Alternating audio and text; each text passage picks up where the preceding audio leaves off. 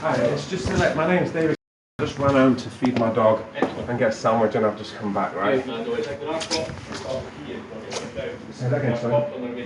Awesome. It's a long time coming, this. No, I don't mean like that. I just mean I've got a friend who's in a lot of trouble with a drug gang and it's taken me so long to even be able to come in and say this without fearing that if I did, people would say there's something wrong with him, get him in a hospital.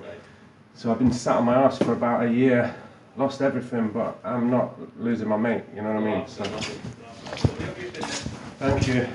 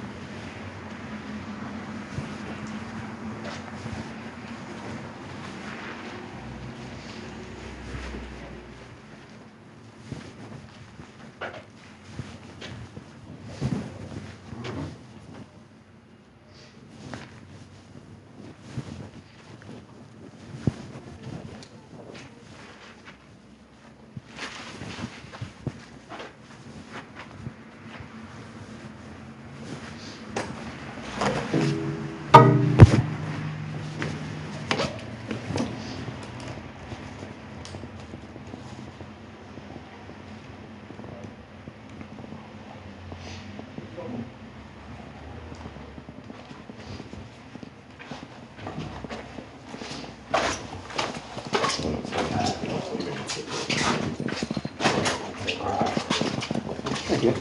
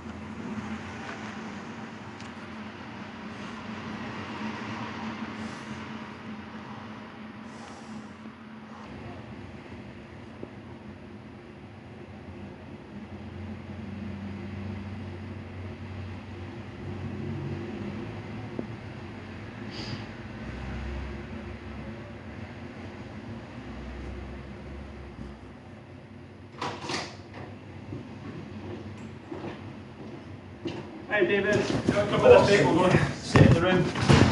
You don't have a lot of water, do you, by any chance? I can certainly look at getting you some water, yeah. Feel free to Thank you very much. take a wee seat.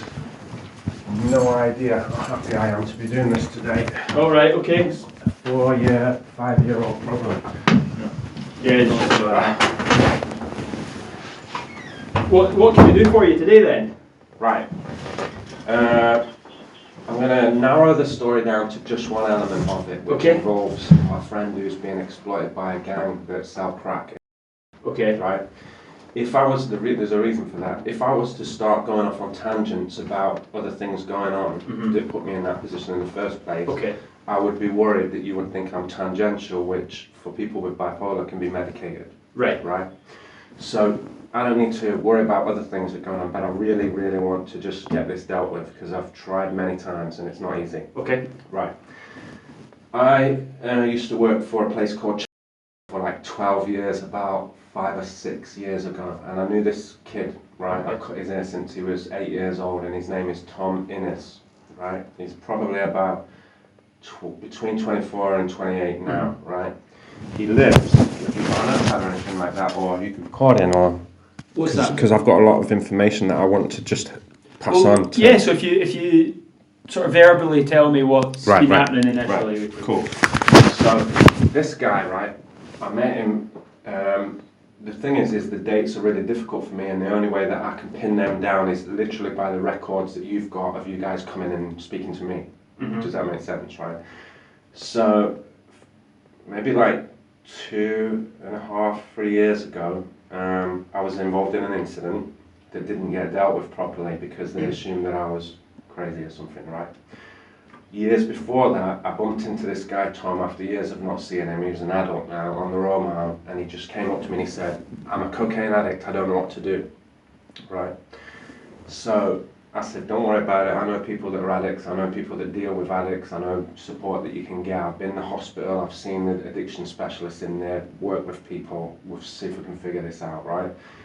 I didn't see him for a while, and one day I messaged him and asked him if he was okay, and he said no, so I went straight round to his house, right, and he was off his face. But I'd never seen anybody like that off their face on cocaine, because he said he was a cocaine addict. Years later it turned out he was actually a crack addict, right?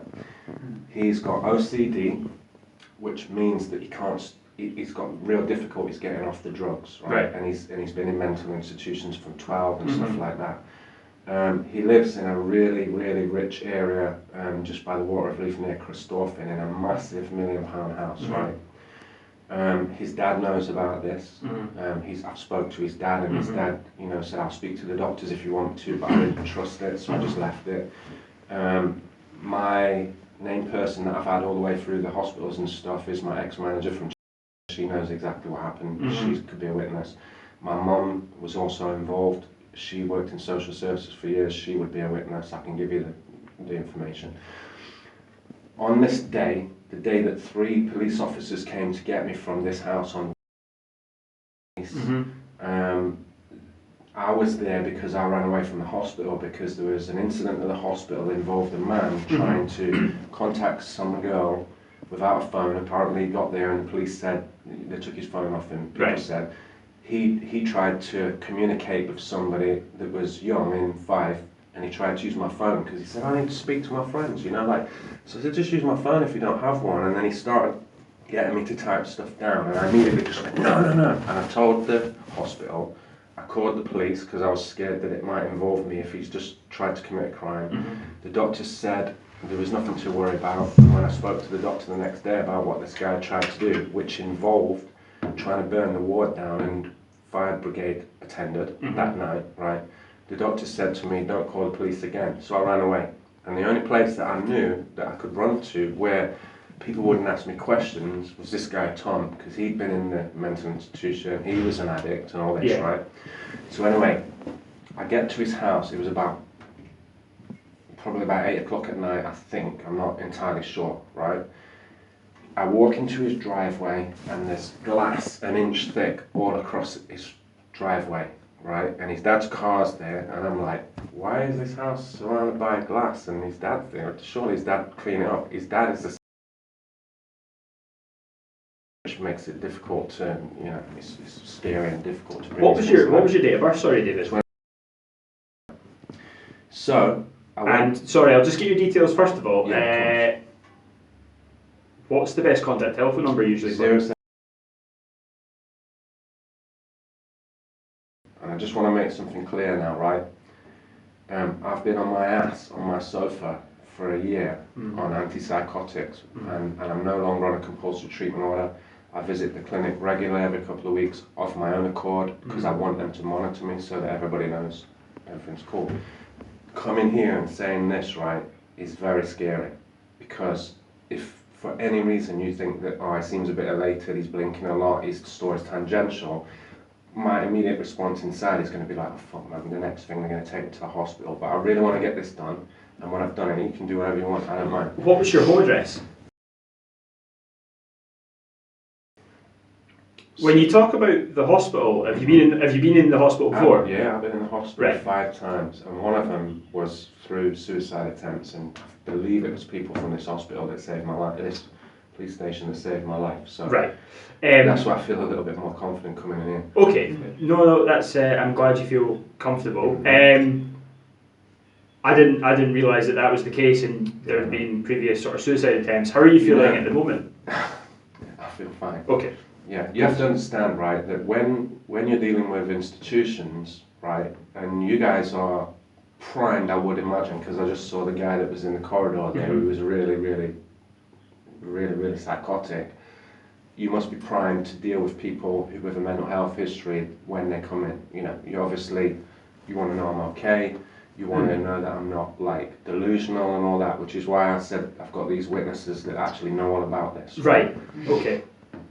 And what happened was this morning I was just walking my dog, and I was thinking about it. I tried to contact my mate, and he's off the radar again, which means he's deep in crack addiction. So what is it you're actually reporting? That one of your friends is Two things. No, two things. I'll tell you. So you just have to listen, because I can't like chop this story It's up. more just what is the crime type? So first of all, we're going to basically talk about this drug gang that attend his house regularly and threatened to kidnap him. And what was the second one? And the second was the police that attended, when I told them that there was a phone number that he'd rang last, that they could get that whole network on if they handed it to the intelligence or whatever.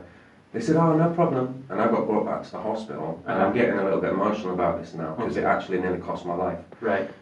I went back to the hospital, and the next day, a couple of days later, I had to go to a tribunal, and when I read my tribunal records, the police said there was no gang. They said I was delusional, that I smashed his house up, that I was a threat to him, and then they drugged me, and then I nearly died from suicide. Right.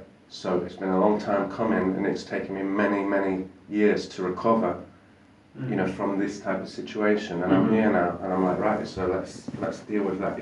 If he can't go to the police, and his dad's terrified to go to the police, I'm not. So I'll tell you what happened, and then it's up to you to investigate it. Okay. And ultimately, in relation to, obviously, because it sounds like it's been quite a traumatic year for you. No. Are you? No, it hasn't. I would appreciate if you didn't put words in my mouth. No, I thought that's what you were getting at. No. It's not been traumatic. I've just been on my sofa because the drugs make you with no drive. So I've just been walking my dog once a day, but I'm actually fine. Good. Would you, in relation to the drugs that you're currently on, would you like to speak to someone in relation to that? Why? Well, to see if there's an alternative. Be aware that the way that you're dealing with this is to start focusing on my mental health. No, not at all. No, you are. You've just said, would you like to speak to somebody about your drugs? That means a psychiatrist, which could end up getting me sectioned. So I would rather just report the crime and then go home, thank you very much. Okay. Okay? No problem. And when it involves police that say there was no gang, right? And you've got them recorded, the dad and the son saying there was, and you gave them that number, and you end up getting drugged, and you come into a place like this, and your first reaction is to ask me how I feel about the drugs. Do you remember? Do you realise what that might be like, trying to report a crime to the police? Do you remember who the police officers were that attended? So no, but it'll be on the record. You'll have that on your record. Yeah. I know that there were 2 police constables and a sergeant, and they were really friendly, and they said, oh yeah, come on. And then when I got back, I saw what they actually said, and I thought it was disgusting. Okay? Because if your friend was on crack, right, and his whole family was literally obliterated, and his mum nearly had a nervous breakdown. You'd be pretty pissed off if you came into report and somebody's first reaction was to say, do you want to speak to somebody about the drugs? You know, it was ultimately obviously because you mentioned that for the past year you've I know, been and I preempted you by saying that it's difficult, and when you try and say these things, people go straight to the mental health. Of course, but of course, as you'll understand, David, we don't ultimately only deal with crime. I've listened to you about the crimes, but of course I've got a duty of care for you as well. I know that, and I'm actually willing, right? And it would be such a huge mistake for you if this happened. Like, I've lost everything, my business, everything, right? So if you took me and put me in the hospital, it wouldn't bother me, but it would be bad for you when I got out, because I'd just come back and report it again. And eventually people would be like, how can this guy be continually trying to report an Albanian armed with a pistol gang trying to kidnap my friend, him running down the street screaming, his neighbours calling the police, and I'm here talking about whether or not I want to balance my drugs out. I tried to be as open and upfront with you as I possibly could. Well, what I'll do then is I'll leave you here with my colleague just now, and what I'll do is I'll go and see if I can find anything else about this previous report that you mentioned. It's in the... I've actually got a screenshot of the map. I don't know the number. That's fine. But I can show you, just 1 second, just bear with me for 1 second. I've got the numbers of everybody involved here, and this... I know you spoke with officers, David. Did your friend report anything themselves? Of course they didn't. Of course they didn't. They're terrified. Can you imagine if you lived in a £1 million house and your dad was and their only way of dealing with it was to take the 2 hunting shotguns from their cupboard and barricade the door, scared to death, and not... That's where they live. It's it's that house. Okay, I'll go and see if I can find it just now. I'll leave you with my colleague just now, and I'll go and do some digging. All right, bear with me. So I understand the response, right? But if you can imagine what it's like to come in as a person who's been in hospital a few times and in trouble with the law, knowing that the reaction is, I said that before, that was a delusion. Can you imagine how scary it is to actually walk into a place like this? To be honest, David, report this? No, I can't. You can't? No. But in what sense? You mean like no, I mean I can imagine to a degree. Yeah, but it's like if you've got. I'll have no idea how that feels. Right. Well, what I'm trying to say is, can you imagine maybe potentially how difficult it could be? Yes. If because here's an example. Prevent were part of my care team for a while, right? You know, Prevent anti-terror. Yeah. But my doctors said I'm not a threat, and it's cool. They're probably still there, but they might have gone. Now, if they're talking to my doctors all the time, and they want to know about my mental state, and I've reported this crime in my records multiple times, right? And well, not just the crime, but the situation. Prevent have access to their records, right? And they're not doing anything about it. Who else are you going to run to? To get where I'm coming from. It's like, I don't have a problem with police in general. The police saved my life. You know, they broke the door down in my flat and saved me from hanging because the drugs made me do that. Yeah, 3 of them, and a medic. They were really nice. I'm glad they were able to do that for you. Yeah, they were. And when I came in here once, when I was in trouble with the police thanked me for being so nice to them because everybody else was screaming, fuck the police and pigs and all that, right? So I don't have it. And the police came and they brought my bike back for me and put the wheels on because I couldn't walk because of the drugs they put me on. So I have a good perception of the police, but you can't. It's not right that just gets swept under the carpet because he's still an addict and he's still at risk. And one of the main reasons that he's at risk is he gave his friend their number, and his friend was supposedly going to get some cocaine, rob them with a screwdriver, and ran off to Liverpool. So he owes them a debt, but he also needs them for crack. So you can imagine what a mess that is, right? Yeah. And if he lives in that house with all those resources, and I'm not saying it like I don't like him because he's rich, because I love the guy, you know what I mean? That's why I'm here.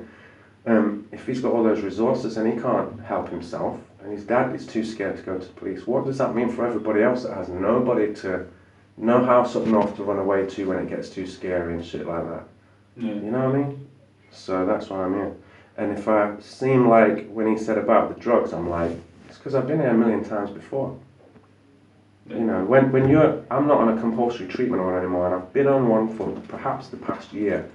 And I go into the I said to the doctor and the nurses, you get me in here every couple of weeks if you want, and then I'll take the drugs, and then you monitor me, and then everybody knows everything's cool. I'm doing art now. I'm an artist now. I don't have a shop anymore. Do you paint, draw? Photography. Okay. And film. Photography and film. Well, I do loads of stuff, but at the moment I'm concentrating on photography and film because it gets me out of the house. Because drugs make you like you sat there for a year and you just don't know when you're going to get your life sorted because you don't have any drive.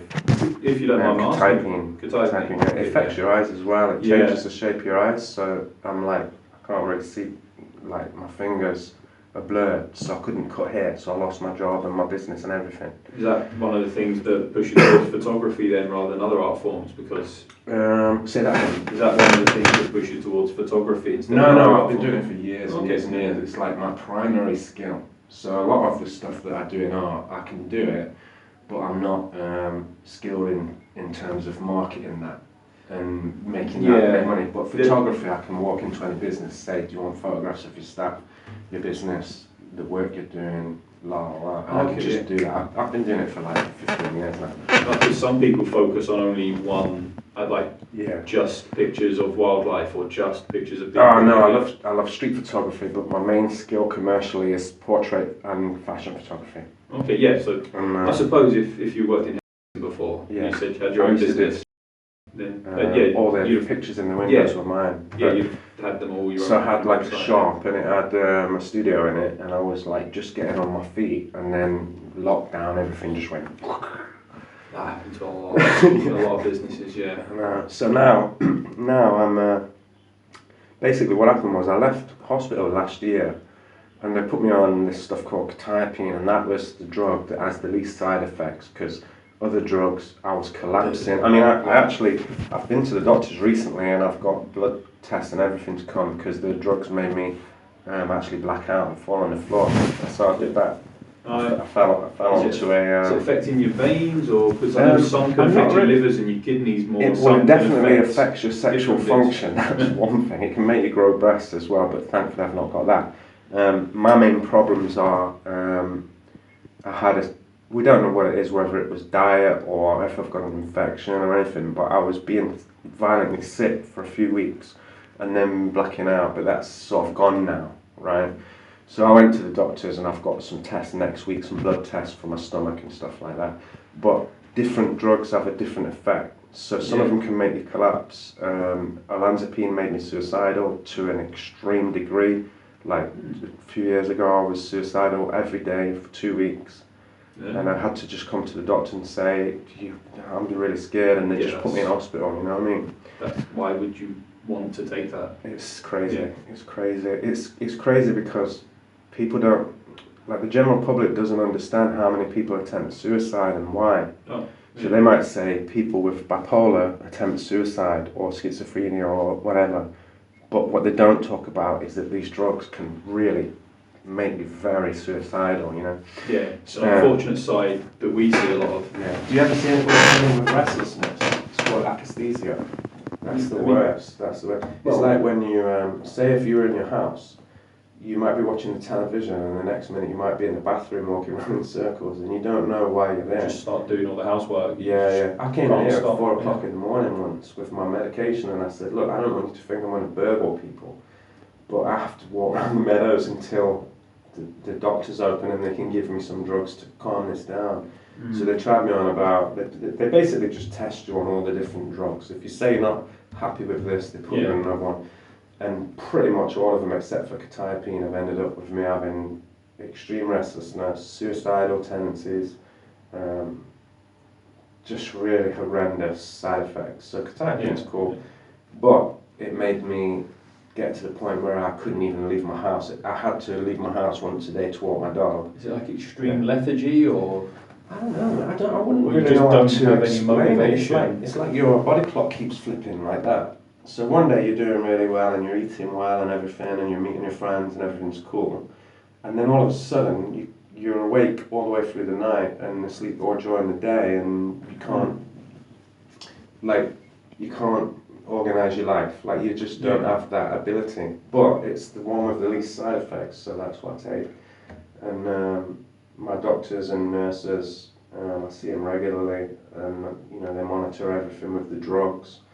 I said to him, I really would like you to monitor me so that you can see how I live my life as an artist, because it's not a 9 to 5 thing. Like if I went and did a photography job today, I might spend all night editing it, because I can, and then sleep all day and then get up and like that. Today I was walking around and walking my dog, and I met some friends and stuff, and not long ago I tried to contact this guy who I'm here for, Tom, and maybe about 3-4 months ago he spoke to me, and I told him we're friends, because we'd obviously not been friends when I ended up getting drugged for saying this thing happened, and he was saying it didn't at the time because he was scared. Right. But we became friends again, and he got in touch with me, and I said, oh, we should meet up, and he's like, yeah, and then he just suddenly it's like he just drops off the radar for a few months, and then when you meet him, he's wrecked on crack, So was that the incident about a year ago?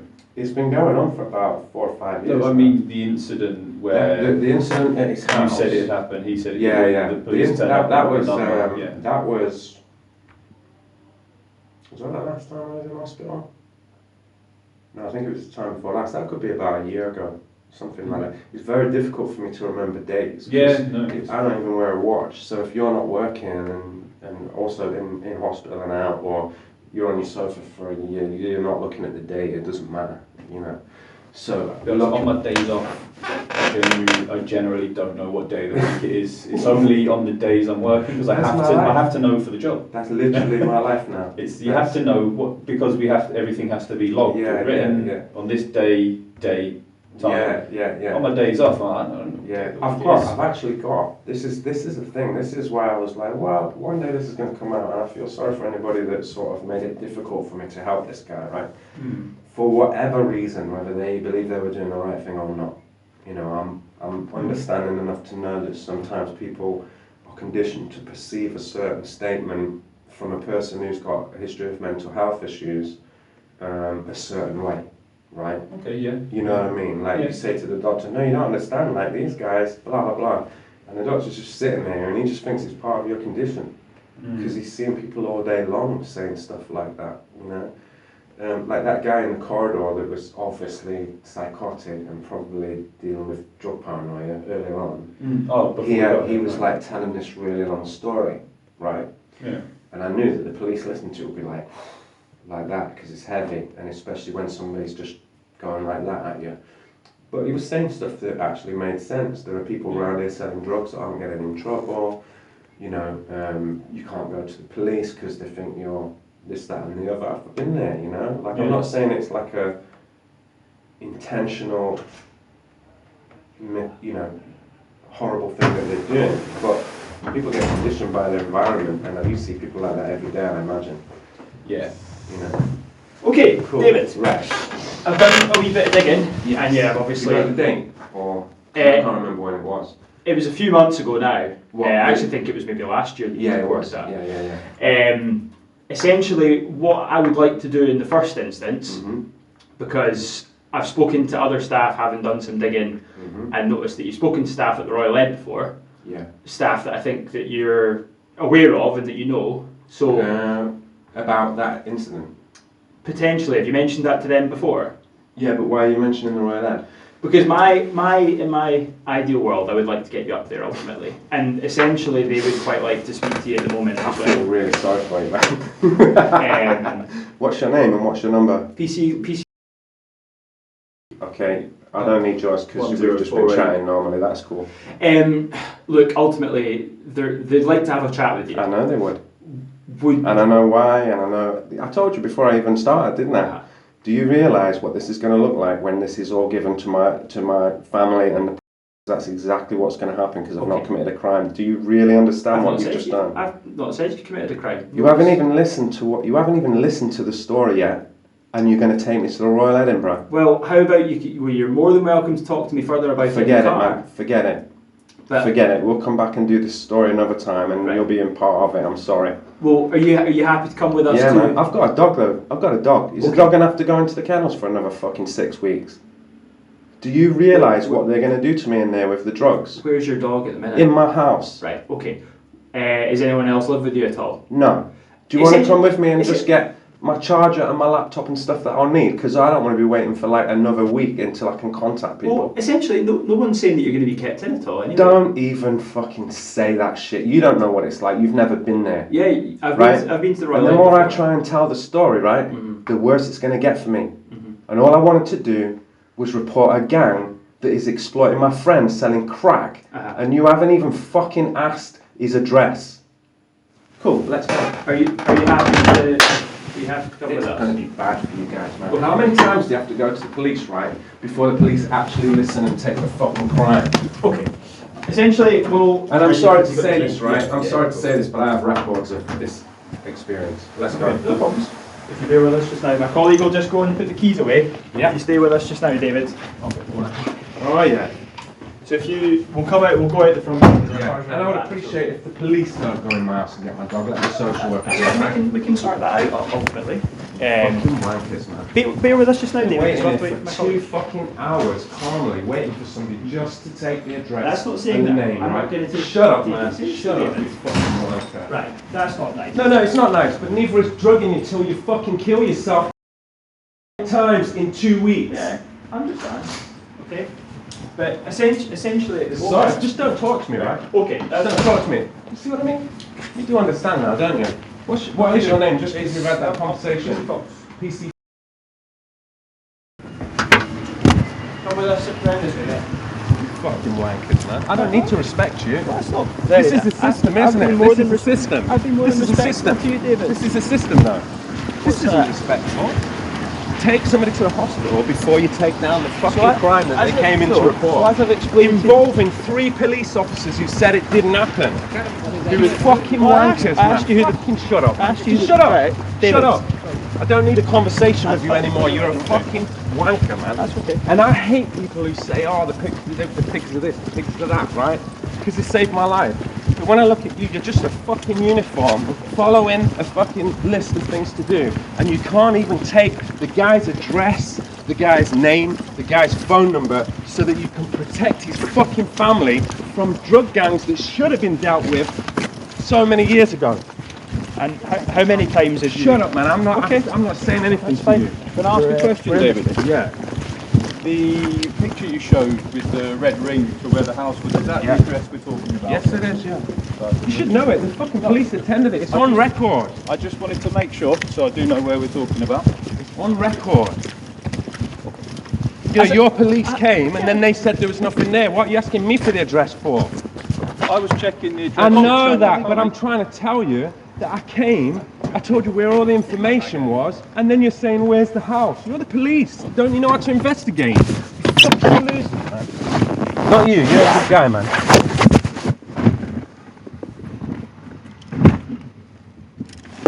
This is amazing. Do you realise, like... Oh, God, Do you want to get your seatbelt on, mate? No. Right, well, we can't move anywhere unless... Oh, well, you can put it on then. Right. Do your job, That's fine. minion. Right. And if you think that I'm treating you with a lack of respect, right, then obviously you're conditioned by your fucking job and you just don't have empathy for people that are trying to report a crime for years. For years. No, At one point, I had a friend who cut a guy's hair and he was CID. And I was trying to get him to help years before this happened. But I couldn't because I didn't have the phone number of the gang and it was hearsay.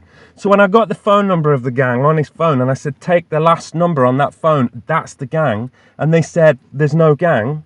and that's what you passed. And here I across am last after time. recovering from the most awful shit, like collapsing in the street from the drugs they give you, being And you were suicidal, telling me, and you yeah. come in and you preempt it by saying, this is what I'm worried about, but I want to report this crime, and then you don't take any details, and he says, I'm really worried about you, we're going up to the fucking hospital. No one Do said... you have any idea what you've just done? Right, will you let me speak for a second? Yeah, man. Okay, thank you.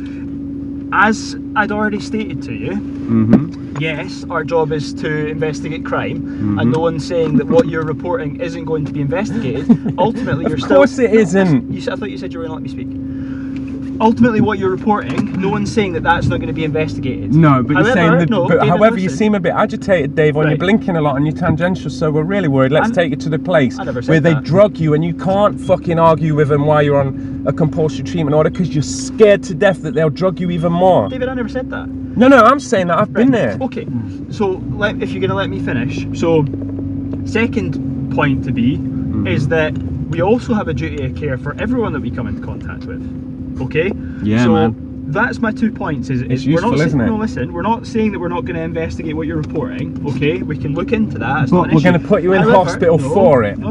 Well, what did I say, right? And just tell me, what did I say that made me look erratic, delusional, psychotic, David, anything? Just tell me what that is Well, that let me you. an- well, let me answer you Yeah, then. do it. Right. I'm not a mental health expert. Can you also get your arms off the seat? I'm not a mental health expert. Okay? Yeah. Hence why I've spoken to staff that are better positioned to know what. Fucking hell. Right.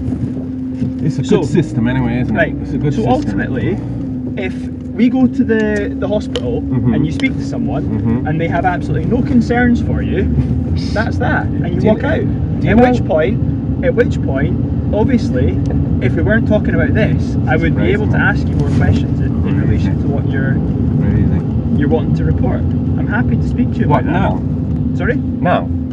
I said to you we could chat in the car. Continue. Yeah, but what's the point in Explain chatting in the detail. car if you don't have a fucking recording and you don't have a notepad? We We don't do interviews in the car. We were supposed to do it over there. We wouldn't be interviewing you. It's not an interview. So you We're just coming want me to talk to you about what happened? Yeah. Why? Because we need to establish if there's been any crimes committed. Shut up, man. I've just been in the police station with all the information and now I'm going to the hospital. Do you really think I want to talk to you about it in the car on the way? Okay, that's fine. Well, ultimately, let's wait and speak to someone at the hospital initially, okay? Yeah, man. And following that, obviously, we can take matters from there. Yeah, man. Like I said, I've been keeping information on all this stuff, including recordings of the guys that I was trying to help, right? When I was phoning them up for about 5 years now, right? Sorry, phoning who? So when I went to the hospital Mhm. and the police said that the thing didn't happen, I was lucky that somebody had a digital recorder, right? Right. And I didn't have my phones at that point, but I had a laptop. So it was connected to the Wi-Fi, and this guy, who it was, just kept trying to call me to sort of say, "Oh, I'm sorry, I didn't say anything. Oh, I'm sorry, I was really worried about you and all that." I said, you know, and so one day when he was ringing, a guy stood next to me, said, "Have this," and he put it down, and I let the call come through the laptop, and I said to him. He said, "Oh, I was really worried about you. That's what it was. I was just really worried about you." He was off his face on crack, and he had been for a long time, right? My friend Innes. Yeah, and Tom is his first name, and he rang my mum, and he was saying to my mum, "I was really worried about him. I was really worried," and he tried to convince her, right, that there was nothing that happened, right? But eventually, he admitted it, and he admitted it while I was recording. So I rang his dad, and I recorded that, and I had a nurse present, right, and he said that it was real, right? But I was getting drugged because the police said that I was delusional, right? The police won't decide whether or not. Of course they thought I was delusional, or they wouldn't have said there was no gang. And they said this guy's got OCD, right? Which means that he hoards a lot. And when I say hoard, I don't mean just like a few things here and there. I mean his house looks like somebody smashed it up with a baseball bat, right? And shit coming out of the toilets all over. And you have to understand, this is in a house that it's massive, right? Like a L-shaped sort of mini castle type shit, right? And so when you see that and you expect that these people live like the most pristine, beautiful designer life, right? It's quite shocking. Yeah. So when you get to the hospital and the police have insinuated that you broke his staircase, he was frightened of you, you smashed his house up, and he's been off his face on coke for about 5 days, right? And ease. But the police can't see that in his face, right? Do you have any idea how bad this is going to look? It's all right, because I'll just tell the story. It's simple. Yeah. You know, and I just have to take some really big deep breaths when I go and meet empaths who sit there and listen to everything and then say, "Nah, we're really worried about him. Keep him in here for 6 weeks, testing drugs out on you, while your dog's in a fucking kennel, and luckily I don't have a business to lose. Luckily I don't have a job to lose. Luckily I don't have debts to pay, right? But I'll be in there, and that's what they'll do. And if I come out again, I'll be terrified to go to the police again until I'm out of my compulsory treatment order, which ended a few weeks ago. But I said to them, no, I want to keep coming in and see you, so you can monitor stay me. in contact with them, right? Yeah. And then you go to the police station, you wait for like what, an hour and a half or something like that. Everybody's gone, there's nobody in the reception, it's getting dark, your dog needs feeding, you wait in there, you run home, you feed your dog, you say I'll be back in 20 minutes, you come back, you got your umbrella, and you sit there and you start telling what happened, and you don't even get a chance because the police officer goes to other police officers who look at your records, you know, again, like the fact that last time it was supposedly delusion when they were real, right, the gang. Right, and you must know about Albanian gangs selling coke. They're the biggest coke gang in the United Kingdom. You know them. Don't tell me you've never heard about Albanian gangs going around selling coke. Who are the people that are involved in relation to exploiting your... The Albanian gang? Yeah, do you know, because, do you know them, because their names or anything? Of course I don't know their names, man. Okay. It's a question you have to ask, just in case. I know that, but we're just saying this, we're just chatting in a car on the way to the hospital. This isn't like a police writing down records and stuff. You might not remember every detail. Do you know what I mean?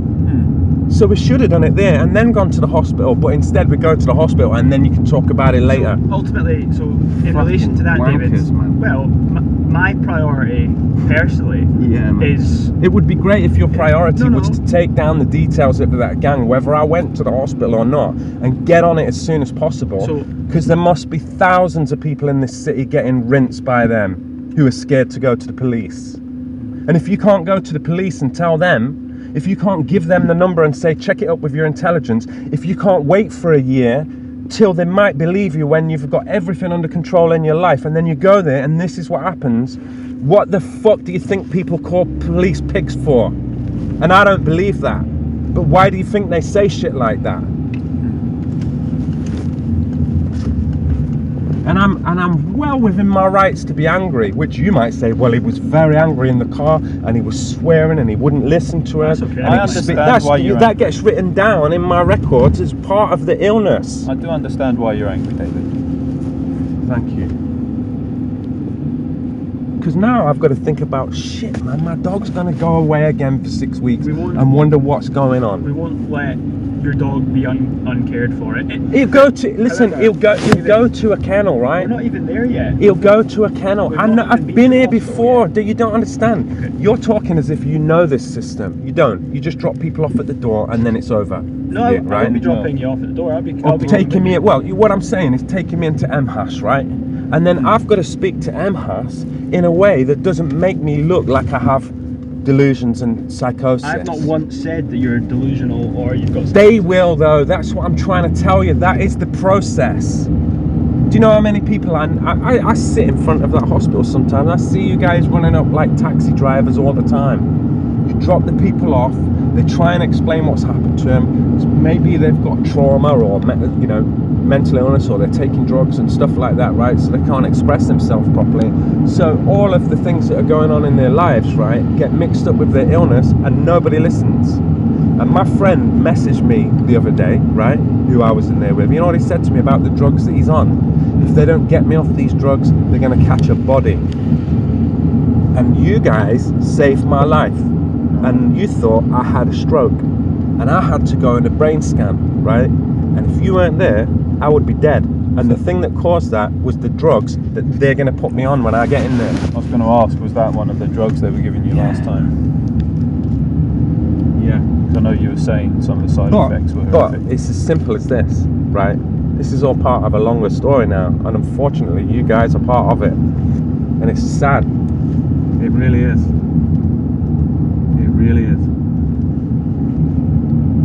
And one of the things that happened to me, right, when I had an incident with a guy that was selling legal drugs from a... And I confronted him because some of my friends, one of them who worked there died, right? A man came up to me pretending to be a police officer while I was filming. And do you know that I've told probably about 10 police about that, right? And none of them want to see the evidence. And you know what happened with Wayne Couzens, right? So imagine if people are going around pretending to be police. Do you think that might be one of the worst things that could possibly happen? It's if somebody went less up than to ideal. them thinking they were the police, and those people were like drugs, fucked up, drugged out of their minds. Were they like in criminal uniform type. or claiming to be undercover? No, they walked up to me in flip-flops. I said, "You're not the police, you're wearing fucking flip-flops, go away." And they did. But I filmed it, and I kept trying to tell the police, "Hey, I've got this video, do you want to see it?" No. Not to make light of what you're saying, but that could actually be a genius tactic. What's that? If I was undercover, wear some flip-flops or some Crocs, no one would ever... Wear some flip-flops, don't Yeah. wash for a couple of days, don't wash your hair. No one would ever suspect anything. yeah, man. Well, you must know about all the heroin addicts that used to queue up outside that shop in the morning when I was going to work. And actually, the guy that told me many of the names of the people that died around here that were heroin addicts, he was missing the other day in the newspaper, and I came in your station saying I'm worried about this guy because he told me that him and his friends take these drugs and sometimes people fall asleep and never wake up, and I was worried that as he'd been in prison he might have done that. So I came in and I reported it to you guys, and then a couple of days later they found him. You know, it's lucky they didn't put me in fucking hospital for that as well, isn't it? Oh well. But they took everything that time. They took. Like when you reported him as a missing person. No. What I said was, there wasn't anything to take. I just said, look, I know this guy, right?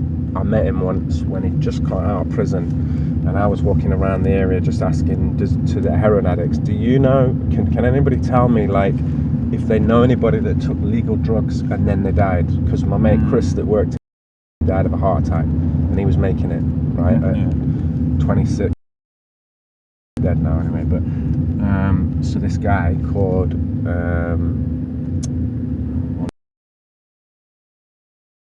just got out of prison, and he was sat talking to a heroin addict outside the Tesco. Said to me, come to my house, I know, and I'll tell you about it. So I went to his house, we recorded an interview. He showed me the drugs that they put in prisons. He showed me, you know, he said I've got some, and he showed me, told me how much it costs, told me what it does to your neurological system, told me his friends that had died by name. And I went to the guy that sold these drugs, and I said, hey, I've just spoke to a guy who's told me all the people that actually took the drugs that you were selling, and they died. And then this man ran up to me out of nowhere and went, I'm police, do you need help? And I was recording this guy, and he said, I'll help you, I'm the police. And I took one look at him. I think I recognised him from a bunch of people that hang around getting high. And I said, you're not police, get the fuck out of my face. And he walked off. So I had this video, and when I was trying to explain why I had been shouting at this guy in the street, right, outside his shop, and I told the police over and over and over again, I've got this video of a man pretending to be a police officer, surely you want that, right? Nobody wanted it. And so eventually, like, do you understand, like, when I said to you, you must understand what it's like to come into a place like this and be scared of what might happen if you try and report a crime. Yeah. That's why. That's why, man.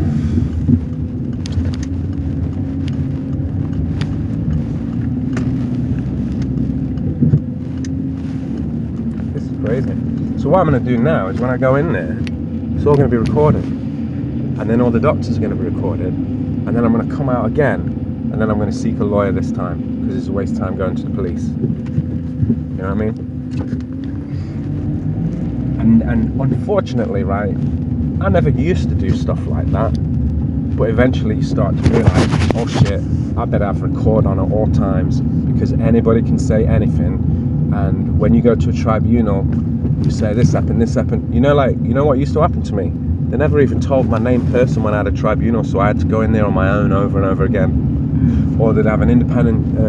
in Scotland? Yeah, in here.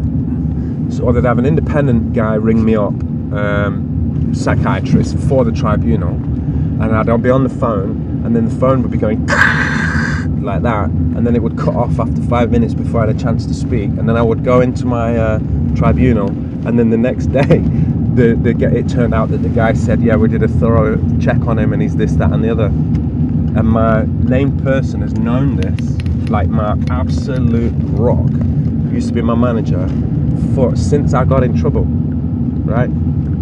She knows everything. So when she stood next to me in court with a proper lawyer, like, God help anybody that got in the way, because whether they get prosecuted or not, they're definitely going to be named in the... Okay. Sorry about that, guys. No, Sorry about that, but I'm sorry about all the circumstances as well. I'm 48 years old, right? And I'm no fucking spring chicken. I don't even want to look at you. And before we go in, you can push me in there if you want. I'm having a cigarette. That's fine. I'm good. I'm happy to have a cigarette. You don't have to be like that. No. You can say you don't need to be like that. I've just told you both of the types of situation that happens to people trying to report a crime, right? I can be how the fuck I want, because obviously I can't trust the police to take it down before they bring me here, right? So why should, like, I respect you as a human being, I respect you as a human being. But like I said, you're conditioned by your role. And I'm not surprised, right? Because some of these doctors must be traumatized by the stuff that they have to go through day after day. But that's no reason, right, to suddenly turn around. What are you putting them on for? Because I want to just give you a quick search before we head in, that's all. That's fair. We're just about to get a search with blue gloves on. Yeah, of course you can. And I've been recording since I stepped foot in that police station, That's so... fine, you're more than welcome to do that. I've only got 2 pockets, but I'll empty them. No, that's okay. I can hold those for you if you want. I'll keep this in my hand. No problem. And then I've got a couple of lighters, just because I'm always forgetting them. Look, that's how sane I am, right? When I stub my cigarette out outside your shop, I put it in my pocket. That's okay. Just because I don't want to leave any litter. Wow, it's a full body search, man. No, it's the same that we do with everybody. Yeah, I know. They have metal detectors in there if you speak too much. Is there anything else under these, or is it just yours? Just the phone in there, is it? Mm-hmm.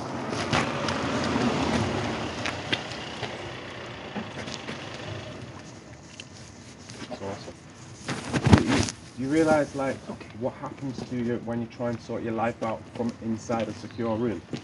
You know, when you can't pay your bills, when you can't contact your friends, when you can't put credit on your phone, when you don't even have a charger and stuff like that. Do you realise, like, how horrible it is to try and sort yourself out when you guys just want to put you in there for a chat with M? What I will say is, if that was because we're not there yet, we've not even been in to speak to staff yet. No, but this is the routine. This happens all the time. If that was going to be an issue, David, we could obviously look at getting you all your belongings. That's not. No, let's let the police get the fuck out of my face after this, right? And I'll get the social worker to do it.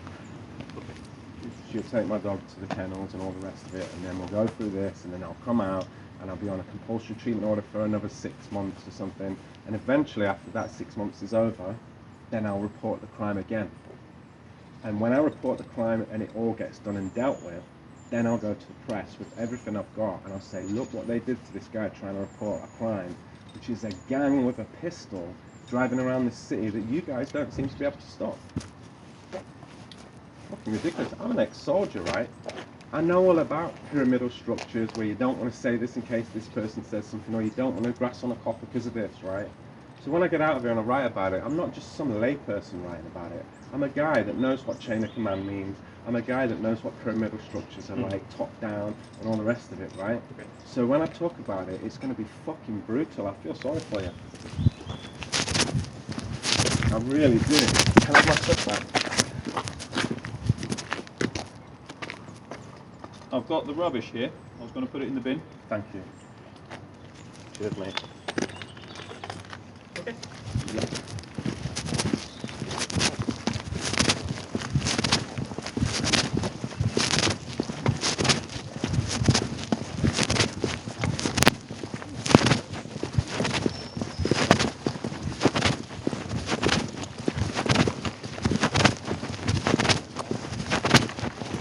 I'm not going to say any more, right? Okay, because it's impossible for me to express this. If you understood this process, if you understood this process fully, right? And understand that I listen, right? And my friend is still a crack addict and nobody's helping him, right, you would understand the contempt that I have for the process. Because if it was your something, it's been multiple. what, that I've tried to report it? I've told these doctors like so many times it's not even funny. And the thing is, right, is that if it was your son, right, it would be dealt with immediately. But because it's not your son, it isn't getting dealt with, right? That guy has been since he was 8 years old. So to see him, right, and hear that him and his dad barricaded a house with shotguns that they hunt with, because they're that rich, right? And this gives to his kids, and I know that there's no way that my mate is going to get out of it without the police. Then, and not just them, but all the other people that if his dad called the police, they would be safe. But he cares more about not upsetting the other gang and getting his son in trouble. Because he's scared, yeah. Just like I was scared when I came to the police station, but I did it anyway, knowing that this could be where I ended up. Because I was just like, we'll just do what you want, because it's going to get worse and worse and worse now. This is the sort of thing, right, that is going to end up with the police and the newspapers for really bad reasons, and I'll tell you the reason why.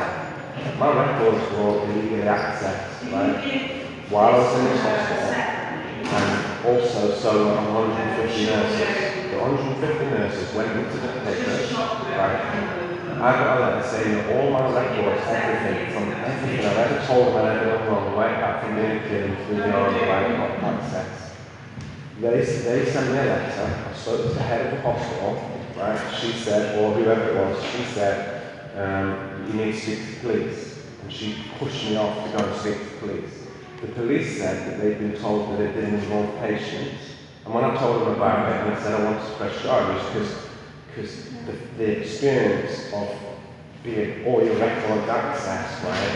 And it seems like you're the only one who's making a complaint, so it seems like it's just you. Right? The experience of that is suicide and harm way of reducing. Right? The police never got back in touch with me again. Right? Ever. How long ago was this? 3, 4 years. Okay, so reasonably recent. Yeah. No, it sounds like something that might happen. A long time ago. No, I was in the clinic. I was in the clinic, and I came out of the clinic, and I was collapsing in the street from the drugs they put me on. I couldn't walk to leave to get my bike because they were that bad. And the police brought my bike back and put the wheels on for me and all that, and said, we hope you're okay, right? And then I got a letter saying that all my records have been accessed, which meant, my track records, which meant every single thing in my life that has ever happened, good or bad, right? That I told them about to get mentally free from my experiences that made me traumatized in the first place. So I spoke to a woman who sent the letter, and she was like, oh, if you want to report a crime, just go to the police. So I did, and I told them everything, and they never got back in touch with me. The nurses all knew who it was, but I didn't. The nurses all knew who it was that had access their records, but I never did. Because I'm just like, fuck all, I'm just a patient, right? That's what it's like in it. At the very least, yeah, they should have done. But they don't. You know why? Why would they? They don't want anybody going to the newspapers and talking about it. They don't want a court case. They just suspend the guy or get rid of him, and then it goes away, and nobody even knows who the guy was, even though it was in the newspaper. Oh, you mean it was someone in the police? No, it was a member of staff in here. Right. So he accesses all these records, including mine. I get the letter, I go to the head of the hospital, she sends me to the police say, oh, we thought it didn't affect patients, and I give them a statement, and then nobody ever contacts you ever again. And you come in hospital another time, and you go, what happened to that guy? Oh yeah, I think he got suspended or he's lost his job. Who was it? Nobody's going to tell you. Why? Because they're not allowed. So you just don't know. To be fair, I'm never not allowed to tell you. It's shocking what happens in this process. But thankfully, I'm pretty tough now. You know, if you've survived suicide 21 times, right, it tends to be pretty tough. If you've lost your business, it tends to be pretty tough. in the street, if the drug has made you black out and fallen over on a sharp object, if you can't see because your eyes change, they've had 3 weeks because of the drugs, if you don't have sexual function because it's gone, you know, if everybody you try and tell about crime, then yeah, I'm so glad it's you. Well, it's only excellent, I will home, but just what you're saying, what's just happened? Super quick, because you know, sure. Right. Remember when I told you that my friend was being exploited by a gang? Yep. Right, many times. I've told you many, many times it's on my records, right? Right. I went today after probably a year of being so debilitated by the drugs that I never left my sofa for a year. Eventually I got myself together and I started art projects, started looking for work. Just this morning I was in a graphic designer to get some stuff made for a business opportunity, right? I'm walking around, I speak to Valley House now, I'm off my compulsory treatment, but I asked them to manage to set up with a butler if you want to, right? And you can see how I am. Today I thought I'm going to report that crime. I've got all the details I need of the house that is under threat of this gang, and they won't go to police because they're scared. He's a crack addict now, right? I got it all together. I went to the police station, and there was stuff going on. I sat there for about an hour and a half waiting, went back, fed my dog, came back, just started to tell that police officer about the crime, right? Do you know what they said to me before I even wrote anything down? I'm worried about it, let's take it. I'll give you this one back. I'm getting GP. Okay. Well, I hope that everything turns out okay, David, but yeah. David, sorry, who's your GP? What GP practice do you go to?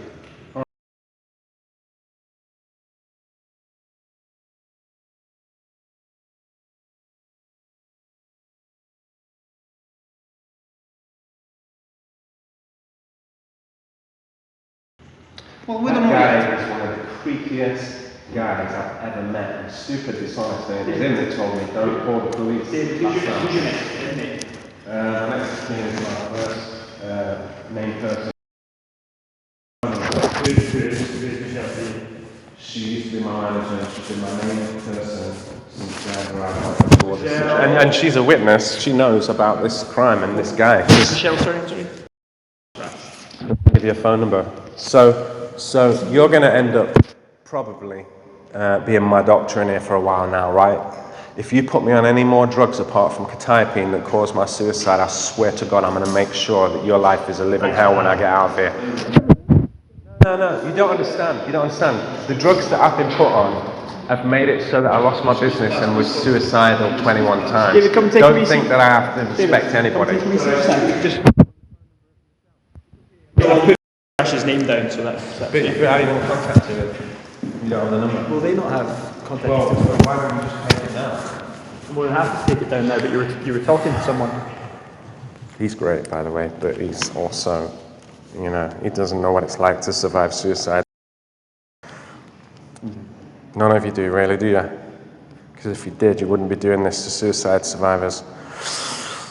Let's have a look, Michelle Brash. You want to take this down then? Okay. Stand by. Ready? 2 seconds, yes, I'm ready. You don't have jurisdiction in this, so don't tell me to sit down. Okay, well, let me just tell you this. You know when I knew that we were going to end up here? why is that? Way before we sat down in the interview, when the person kept saying, what's your date of birth? Doing a mental health checks on me, thinking that I don't know exactly what's going on. That's not mental health check. Yes, it is. Yes, it is. Don't lie, man. Don't lie. That's what they do. They ask you lots of questions about where you live, what your date of birth is. David, They're trying to assess you, and you're assessing you. are you going to let me speak? Yeah, but don't lie to me. Right, I'm not going to lie to you. Don't lie. I'm not. Every time we come into contact with someone, whether they're reporting a crime or not, we'll get the details. So in that case, how do you assess somebody's mental state? By asking questions, right? I'm not able to do that, which is why we're here. I'm not able to assess anyone's mental health. But you did. You did. I've not assessed your mental health. You went to speak to other people and you asked them about my state of mind and you brought me here instead of sitting there with a notepad and taking down this information so you can get right on it. Right. And I know that process because I've been there before and I know what it's like when the police are trying to tell something and instead of listening you're going, when's your date of birth? When's your date of birth? and that's how they're Let's just get simple that's details. part of the process. Okay, David, I'll pass. Yeah, don't lie. And the worst thing is when police lie as if they don't know what the fuck they're talking about. We do Also, questions because I've actually been on the phone to a psychiatrist who asked me the exact same questions. As I was trying to tell the story, it was chopped up by massive detail just to see where I am on the scale. Oh, I think my psychotic, let's go to the hospital. I've been here millions of times, right? We should do similar things when we're going to people, taking statements as well. I do things like that. If I'm running down a statement, then I have to stop you, break things down, to go backwards to make sure that everything's written down correctly. So our understanding of that, we usually speak fast. I'll tell you one thing, check this out. I was involved about 4 years ago in an incident at Parliament where I tried to report a crime about something that happened that actually almost happened to my own person, who was my manager at the time, right? Those people didn't call the police about the guy that eventually would end up in the prison. And if you Google the name Dylan Anderson and you figure out what he actually did while he should have been in police custody, because I reported it, right, to the police. When I tried to bring that to light, the people who own that business rang me up and they said to me, we're really worried about your mental health. I said, no, you're not. I'm not worried about telling the truth about that stuff, right? Because now I'm not in the business, I can tell the truth, right? They called a police mental health check on me to scare me, and they said to me after I said, no, yeah, I think I'm mental. They slander, right?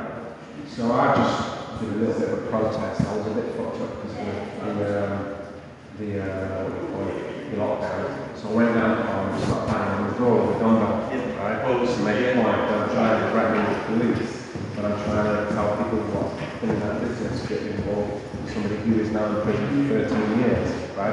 And when I tried to tell the police officer in your station, and I mentioned this guy, right? He sent it to the office, right? 4 years later. 4 years later. Want to come through? Just 1 second, I've got one more thing to say. Tell us what. Yeah, I'm telling you. Okay. I just want to stand and tell you now. Right. So, that guy, Dylan Anderson, is in prison for 13 years. Right. Do you know what he was doing? No idea. He was strangling people to death, bringing them back to life and raping them over and over again.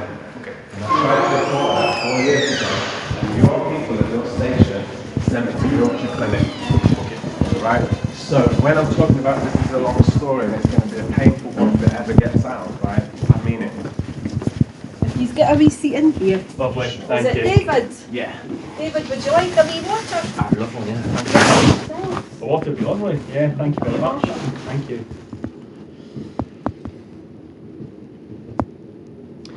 Now, let me just stop that recording there. And now we'll just get a new one going. And we'll get this bit in as well. That's how you have to be if nobody believes you. You need your fucking evidence. You know what I'm saying?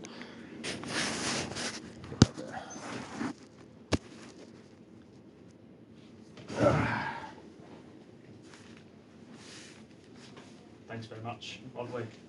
Cheers. There you go, David. Thank you, I appreciate it. We'll come shortly and have a wee chat with you. Yeah, Were sure. you okay to come up here? Of course I wasn't. I was just in a police station reporting a crime. Yeah. And instead of taking a crime, they just But said, you didn't have to come up. But it's good that you've came. What do you mean I didn't have to come up? Well, do you know you've agreed to come up and that's good. Are you saying that I agreed to come here? You did. We asked you if you wanted You to said come I up. had to go up there. We didn't say You you said had I to want come to take you up to the police station. It's okay, you're and I here just now. assumed that I had Yeah. to because you You're did a here search now, on me and David. everything. You're no, here now. but just so that you know, it wasn't as clear cut as saying you can go home if you want to, Okay, because but you know that I would have gone home. I think- You sorry, just 1 second. You said to me, we want to take you up there because we've spoke to some police and we're worried about your situation, and you'll go up there. Don't worry about your dog and that. You didn't make it sound as if it was optional. What sort of And I've dog recorded do you it. have? A Patterdale Terrier. But I've recorded you That's saying fine, all that's that. fine, David, as There I was said, no, we're there was welcome no to do like that. you've got a decision. You said come with us. You know, get in the If car I recall, I and. said, are you happy to come up to the Royal Ed with us? Yeah, You said but yes. but if what would have happened if I said no? You would have bought me But you anyway. agreed. But you agreed. Wait, but it wasn't put as simply as that. David, Don't like smile and say, oh yeah, you had a choice. We didn't. And don't you look at her smiling like, oh, he's fucking crazy. No, no one's saying that. Nobody's Fucking saying that. deceptive bastards, man. Nobody's saying that. Do you know that? Do you know what I actually did before I came here? But you know when I was waiting outside your place, Outside the police station. having a cigarette and that, and I was waiting for about an hour and a half, right, or something like that. Do you know what I actually did while I was waiting? What's that? There was a man that I knew from our local community who's like a drug addict, right? Mm-hmm. And he was speaking to two of your officers in the most psychotic way that you could imagine, right? And I knew that they had him in handcuffs, and I knew this is where he would end up. And I knew that when he got here, right, he might want a cigarette. So I actually went to the cash machine and got him 20 quid and came back and gave him and said, if you need cigarettes when you get there, don't worry, I've been there myself. I know what it's like. There's 20 quid, mate. And here I am, just for reporting a crime. Hopefully you won't be here too long. I hope not. But Okay, having been here many times before, I do know that it's extremely difficult to convince you that I'm not fucking delusional or Well, elated or tangential, right? and where's your wee dog now? Is it in, In the my house? house, yeah. Bastard. We'll be as quick as we can. No, that's okay, no problems. I also reported Yes. one of your police shoulder tabs in my house and took it to the police station a few months ago. And I said, I don't know how this got in my house, right, but I've got this police shoulder tab with a number on it. Like one of these ones? Yeah. Right. In my bedroom, and it was only there after the last time I was in hospital. I said, I don't know where it's come from, and when you walk around your house and find police shoulder tabs, right, it can be paranoia inducing, and luckily I'm not paranoid. I'm like, I just want to know why it's there, la la la. So I came in, I reported that, they wrote it down. Guess who called me back? Who's that? Nobody. Do you have any idea what that does to people's perception of the police? And even through that, I'm still telling you, I respect you as a human being, I respect you as a human being, you're conditioned by your uniform and your job. And part of your job needs to be deconditioning you so that you actually believe people when they try and do something like report a crime. Instead of ending up in a place like this. And literally, you have to understand, my mentality now, right, is I have to convince these people that I'm well. David, nobody said that no one's going to take what you're reporting seriously, but as I've said to you as well, we also have a duty of care for those that we come into contact with, and that includes yourself. So that's essentially my priority. Which comes first to you, like, oh right, yeah, you've answered my question. Yeah. The priority is the duty of care, not the gang that's been operating for at least fucking 5 years, right? Driving around with a pistol threatening to kidnap people, literally obliterated my friend's family so that his mum had a nervous breakdown So, and nobody dare call the police. Ultimately, David, I can Duty only of deal, care comes first. Listen, yeah, of course it does. I've only got. So- I so- can only. Okay, listen to me. Yeah. I can only deal with what's in front of me. I can only do But one what thing. is in front of you, though? Listen. I can only do one thing at a time. Okay, and you ultimately were there at the police station to report something to us. Yeah. Okay, but I also wanted to check on your welfare. Yeah. Right. Yeah. Okay. So that's cool. so That's what why you're we're- doing. that's You're why telling we're me. doing You're that. telling me that is your, what do you call it? Modus operandi. That is your training. That is your system. That is your process, right? Well, as I've said to you already, crime is something that we investigate as well, but we also have. I get that, but well, other listen to roles. what I'm saying to you. I'm saying that's your process, right? Duty of care to the person before you take down the crime or something. No right? one's saying That is There's technically no- what's just There's happened. no priority. You just said it. You said my priority is your. My and priority we should today- stop going back on what you're saying. No, my priority today, yes. It's was duty of care. for you, and yes. every single time I've tried to report this crime and get it dealt with so that this gang doesn't own my friend, right? That's what came first. And that's why it's years since I've been trying to report this. And every time I try and report it in a place like this, the police lie about it, right? They lied about it. And so I got written down as delusional and I got drugged and I couldn't fucking walk. And I've got a split on my forehead there where I hit my head on a broken door in this hospital because of the drugs. And I had a fucking seizure, right? David. Yeah. Hi, I'm Alex. Nice to meet you. Do you want to come through to another room? Sure. I'll take you into another room. It's got to be a bit more comfortable. Yeah, of course, no problems. Sure.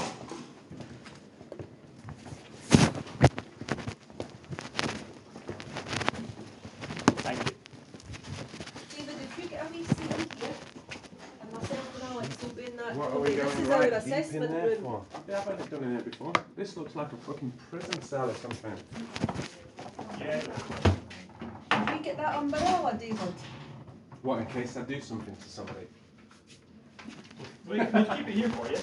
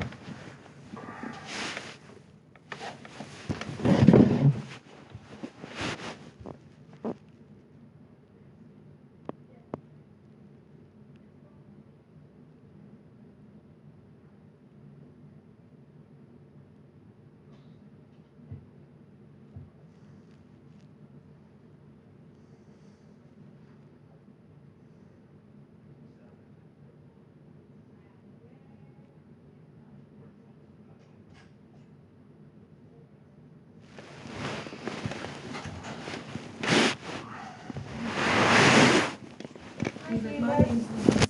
Hi, Louise. This is Alex. I'm Alex. Nice Hi, to meet Alex. you. How you doing? I've All never right? met you before. I didn't even recognise your name That's all right. when the police phoned. So you've been here before.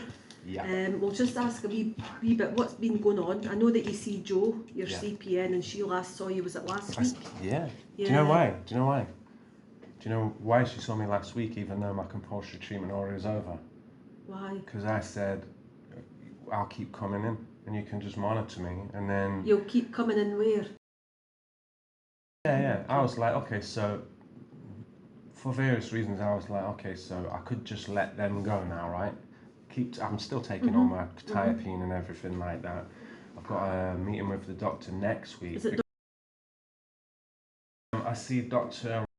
Doctor. Do you know him? I see Dr. He's a nice fella, He is, actually. yeah. He's my He is favourite nice. doctor that I've had so He's a far. good guy. Well, Dr. I like him a lot as well. He's you good. know. He is Yeah. a good doctor. So who's your regular doctor? I can't remember his name, but he's an Irish Dr. guy from... Ramsay. No. No. Do you mean GP? No, sorry. Yeah, your Dr. consult- A meeting. I went to see him recently because I was being violently sick every time I ate, so I've got blood tests next week. Are you still being sick?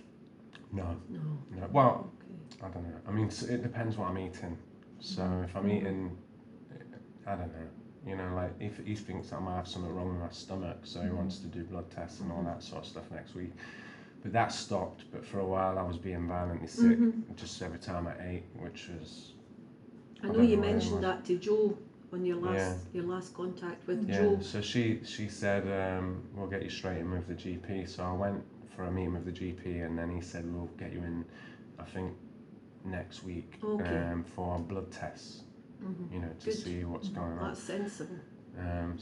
So I was on a compulsory treatment order. I was reading that, and that's no longer No. in place. Yeah, so they kept saying it's coming up. I didn't really care, because at the end of the day, like if I'm in contact with Ballenden House, what that means is that if I have any problems with Universal Credit or somebody from the job centre says you've got to go and do an interview next week for a job or something, then they said, look, we'll just get in contact with them and tell them that you're basically in recovery and you'll be fine, right? So I was like, well, I'll keep coming in. I said, my nature now, my job now, because I don't have my business anymore or anything, is basically to get myself back off my feet using photography, which I used to do commercially, right? I said, but the thing is because I don't have a 9 to 5, you guys need to understand that you might see me working 24 hours one day and then sitting on my sofa for a week and then doing something else like that. It's just my nature. I said, but if I come in here and you guys monitor me and I take the drugs and, you know, I see the CPN and the doctor regularly, then everything probably will be really So nice. you were and happy cool. with that Yeah, arrangement? just literally just the other week I went in there and I shook their hands, thank you very much. Today I got up, I bought some new trousers. Thank you very much. Is this yoga pants? Is it yoga pants? I don't do yoga, but They remind me, remember the old MC Hammers? MC Hammers, so don't you be getting up and doing that. No, I can't dance like that. I can't dance. I listen to a lot of black music, but I can't dance like that. So anyway, I went to get them. What else did I do? I took my dog for a walk. And you've got a Patterdale. Yeah, I used to have a Patterdale. They're hard nuts. They're hard. What's They're their hardcore. name? Banjo. He takes me for a drag, right? So we went for a drag, and then what did I do? I went to my friend's cafe, which is called. I had some bagels in there and some drinks. Went and spoke to my friends at coffee shop, and then I walked my dog for quite a bit. I went to a graphic designer to go and see if I could get a template made, which is like for street marketing. Like if I want to advertise a blog, then I've got this stencil and you get water-based paint and just spray on the floor and then people can see it, right? So I was doing that. Then I went home and I'd been thinking about my friend Tom, right? This is what all of this is based around. A man called Tom who is a crack addict and has been at the mercy of his crack dealers for about 5 years now, right? And his dad's really rich. They live in a massive house. Yeah, his dad's a solicitor and he's terrified to go to police because his son will be blamed and then his son's at risk, right? So you pal it, is Tom the dad or the son? Tom's a son. The son. dad's called he's the guy who owns the house. And Tom's the one with the drug debt. He's a drug addict, Drug addict. right? He's a crack addict. Honestly, I've known him since he was 8 years old. I used to since he was 8, and he's about 28 now, right? Goodness. So you can imagine how much. I've been trying to report this crime for, it must be about 4 years. Okay. And I've actually been to his house with his dad there, like when he told me he was an addict, to try and, I said, look, my business isn't doing so well, why don't you move into my business next door to me and I'll get you to drug rehabilitation and everything myself if you can't do it on your own, right? That didn't happen, and we lost contact. And one day when I ran away from this hospital, I ended up at his house, and the gang came to his house, right? And I tried to defend him. We barricaded him in his house, shut the gate. He came running down the road screaming. I think the neighbours called the police because they saw him running like that, and it's a really posh area. And when I got back to the hospital, and I told the police, I said, look, I've been trying for a really long time to get this guy help, right? But he wouldn't give me the phone number of the gang, so what could I do, right? Okay. I had a friend who was my boss, who knows this, but he doesn't want involvement with the police. He was from CID, and I was like, can you ask that guy, can he help me? But I didn't have the phone number, and it was just hearsay, so I couldn't. But that time when I ran away from here and I ended up at his house, I knew that he'd called the Albanian gang from his phone. So when the police eventually came, I just went, thank God, you know, like, you're finally here. I said, get the last number on his phone and investigate it. That's them. When I came back, I had a tribunal. I looked at my papers. The police said there was no gang, and the doctor said I was delusional and it was part of my illness, right? So I waited since all that time when that happened, all the way through being up. Wait, just one second. And that was back March time, March, April. Listen, I can't remember the dates. I can only go by my police No, you're records fine. and these records. So imagine, right? I've been on my arse like literally for a year, lost my business and everything because the drugs made me that way, right? But I was like, okay, at least I don't have any pressure on me anymore. I took my dog out for a walk once a day. That's all I could manage. And eventually I got myself out of bed at the right time. I started doing projects. I've got an art project that I was doing. I was up at the Orchard Clinic the other day asking them if they would be interested in taking my art project, because it was based around just films of 10 minutes in black and white. You could put it on a USB stick, put it in the hospital. Very good. And they could watch it, right? That's what I was doing. So today I started thinking about my friend, because he contacted me about 3 months ago, just like we're friends again. We weren't for a while, but we were friends again. And he's like, yeah, I'll come and see you. And then he just went off the radar completely, which from experience means that he's deep in crack addiction, right? He could have gone up north to a house. They've gone up north to get away because he goes there sometimes when he's scared, and his mum lives up there with his granddad. He could be in the house doing crack, but his dad's not going to tell anybody. And as far as you can see from the outside of the house, it's happy families, right? So when I was thinking about that today, I just thought, I had to go to the police a while ago because in my bedroom I found a police shoulder tab with a number on it, and nobody would tell me where it came from. So I took it to, I said, this was in my bedroom, and obviously I don't know where it came from, and I'd like to know because I just don't want to be thinking about it and it making me worried, right? They never got back in touch with me.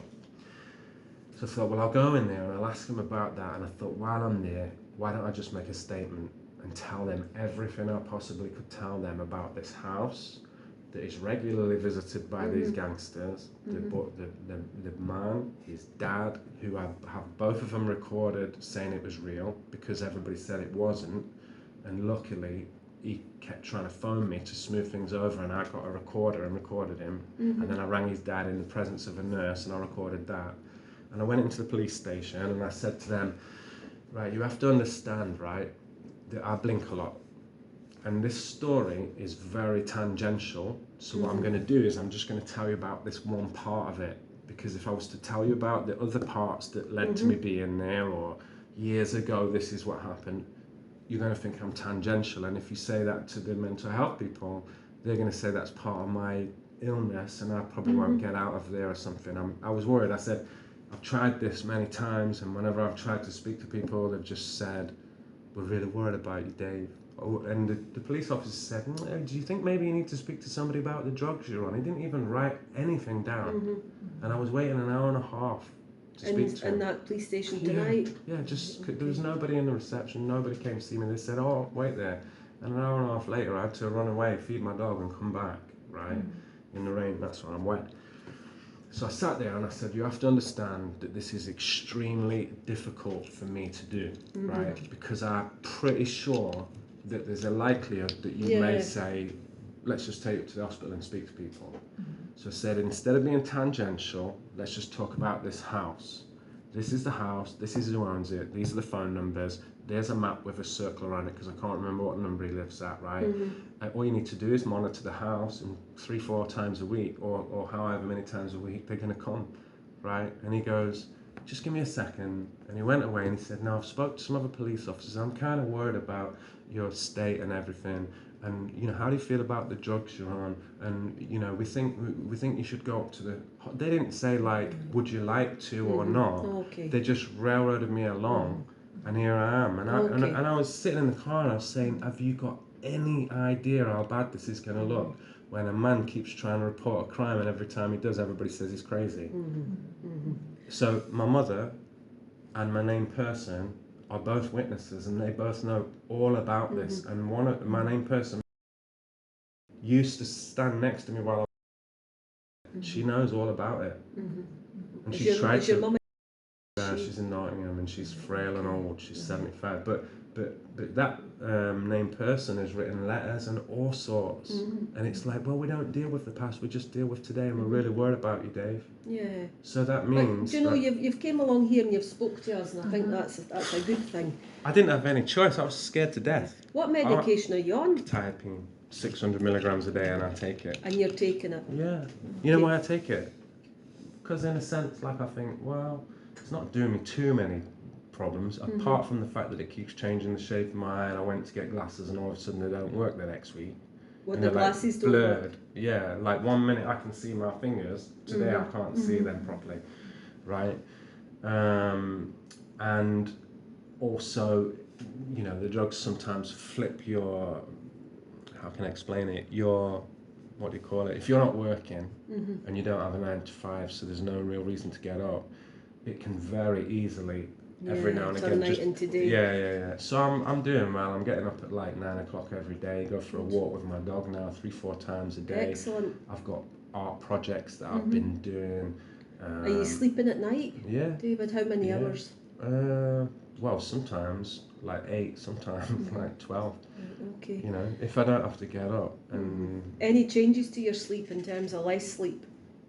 No, Recently? not really. No. Appetite? I did have, like I said, I've had problems with my stomach, as in, I've got a check, I think next week or something. I eat something, and then I'm sat there, and then I feel nauseous and throw it up. So. When do you ever sick after your tablets? No. Well, I don't know, because I take them all the time. Do you mean like literally straight after? Or... Yeah, within a certain time period after taking your medication, does that make you sick? No, I just had, no, oh God, no. Oh, you mean does the medication make me sick? No, not at all. No. That's so why you're I not don't taking mind the tablets and then vomiting half an hour later or anything?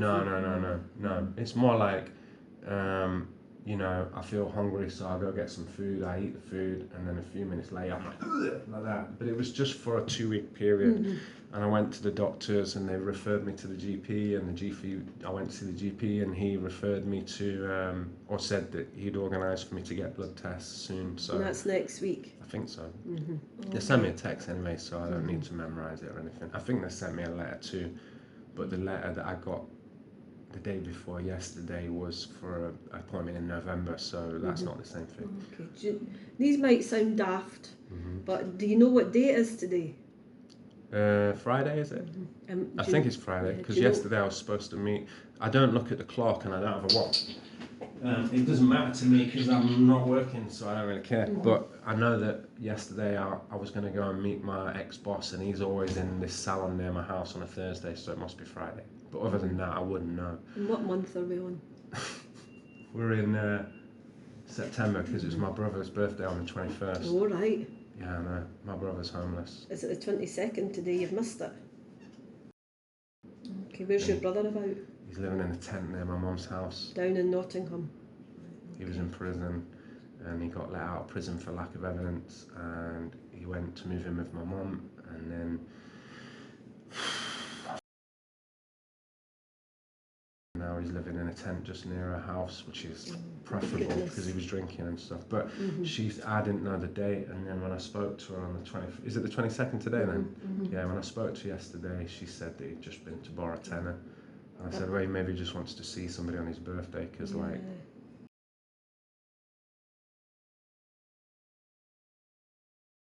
I don't know, it's not like I have like a very strong feeling that it's my role to do something about it, because I left home when I was 16, and my connection to my family is not like strong.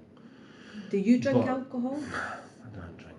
Any drugs at all? Any Smoke cannabis? cannabis now and again, yeah. When I told the doctor that. I said, I'll occasionally have a smoke, so if you do a blood test on me, you know, like that would be in there. And he said, thanks for telling us. And I said, well, might as well, you know. When did you last smoke?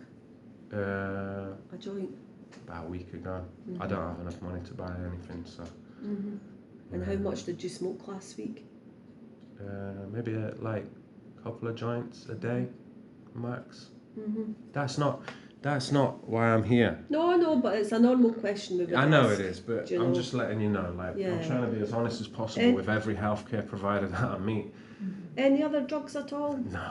Ketamine, cocaine, nothing like that? No, absolutely 100% not, especially because I don't work, and I can imagine how quickly that would become a fucking problem, you know. Definitely, it's a lot of cash. Like what you have to understand is that in my environment as a mental health patient, suicide survivor, somebody who's been on a compulsory treatment order, I meet a lot of drug addicts.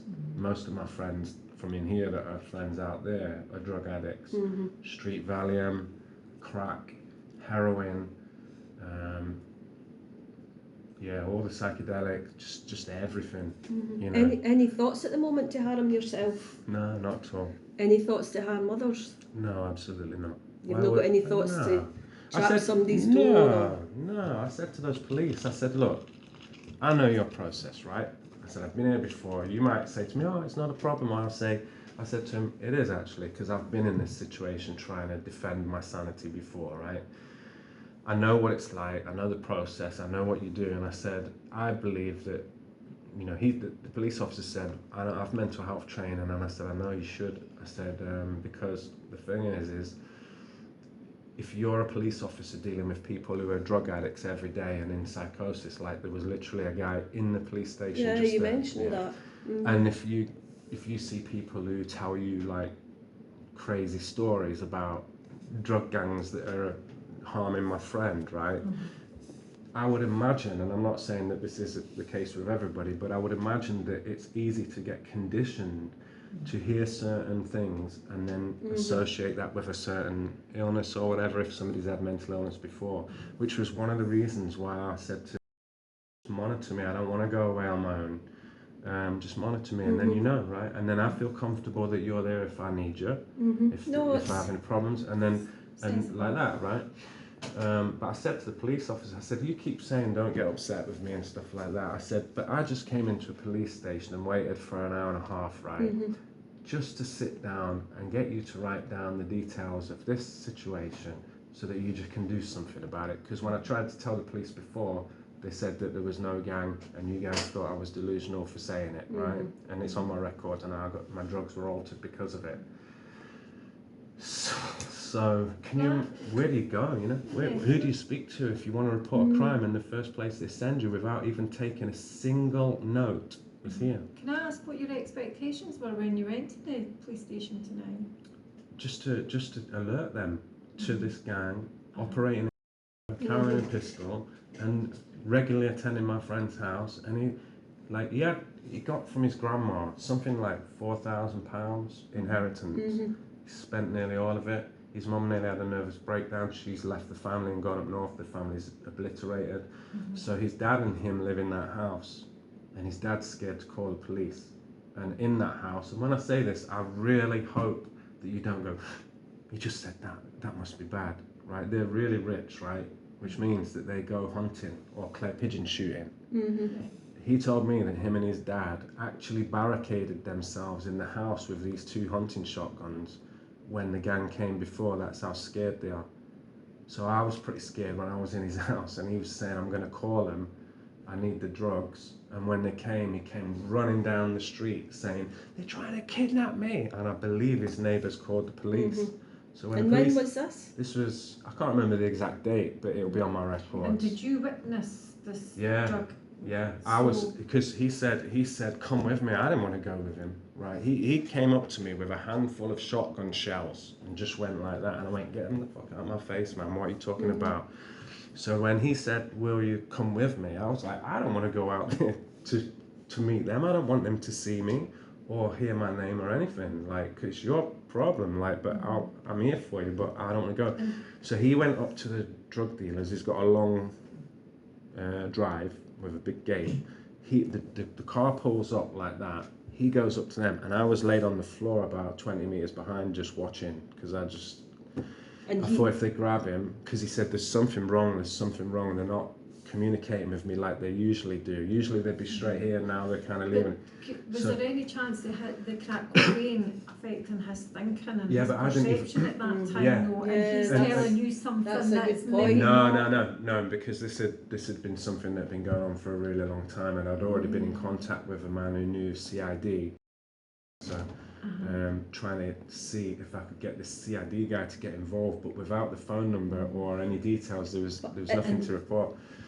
And obviously with him not reporting it because you're a third party. But remember, Well, I have on record him and his dad. I recorded them both saying that it was true. And did you get the consent from them though as well? One of them, I don't care, because like nobody. But there's legal loopholes. I know that, but the main point was that when the doctor said that no, the police said this didn't happen. I had his dad saying it did, and it was and when I recorded that phone call, it was in the presence of a nurse. Can I ask? This boy, it sounds like he's in a mess. He's a man now.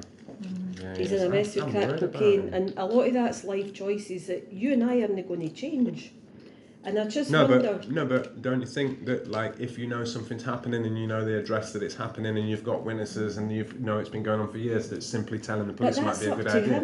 Is that not up Why to is it? him? So if you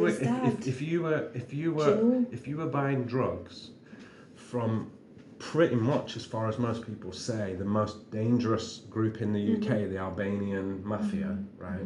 And they were selling you crack for a really long time and even threatened to kidnap you. And he said that the reason was that he gave their number to his friend and his friend robbed them and then ran away. So they said, you owe us the money. Do you think you will go to the police? I wouldn't personally. His dad won't even go to the police. And the thing is it's not debatable about whether it happened, because I have multiple witnesses that know it happened. But the thing is that obviously, like, police resources and things, I mean, anybody can walk into a police station, and if it's the most biggest gang in Britain, they'll have intelligence on them. They'll have intelligence on Well, they haven't managed to stop him for the past 5 years. But they won't tell you that. They're not going to tell you that. But why are you saying you don't need to go to the police, Dave? We've not said that. That's what you're saying. You're saying if they can do all that, and isn't it? No, I guess. Wait. Just 1 second. Don't cut me off just for a second. If you say, oh well, it's not your job to go to the police, he could do that. Why hasn't he done that? You're basically saying, you know something about something really awful that's happening, not just to your friend, but to anybody who buys crack or coke in this city because they run the coke, right?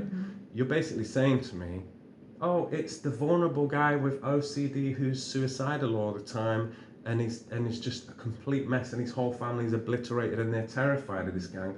Just let him call the police. But you've already reported it to the police when it happened. No, I didn't. Because they didn't accept it. They said there was no gang. Yeah, so the police came out and attended, and they've investigated and come But back. they didn't investigate. That's the point. They said there was no gang, Okay. and they insinuated that the house They insinuated that the house that was smashed up because he's got OCD, right, and he hoards stuff all over, and it was a mess. They insinuated that I did that. It's on my records. I guess. So when I eventually got out of my compulsory treatment order, when I felt like, okay, so now maybe I'm well enough that I can go to the police station without fearing what will happen to me, here I am. Okay. Just a few more wee questions, then we'll have a wee break. But you've done well talking to us, do you know? And I know it's no easy coming up here. Do you know how hard it is to like communicate with you in a way that you will find acceptable? Because it's not actually the way I would normally communicate. I'm far more tangential naturally than this. You're doing well. I'm actually scared though. How would you say your mood is at the moment? It's all right. I said to the police, I said, look, the thing is, right, is that my circle of friends and family all know about this, right? All of them know about it. Have you spoke to Joe about this? Yeah. I didn't say I was going to go to the police or anything. I told her whenever I don't know, maybe not like this time, but I told her before. I told Dr. Nuttall, I told Dr. Bandieri, you know, and what happened was that this guy Tom, right, I didn't realise he was a crack addict. That's the thing. There's a difference between a cocaine addict and then somebody who's smoking it, right? Just the same way as, you know, meth, if you inject it, is worse than if you smoke it, and they've all, you know, different levels. So when he told me that he was a cocaine addict, I just took it at face value. But we went for a period of time where I was saying, are they putting meth in your coke or something?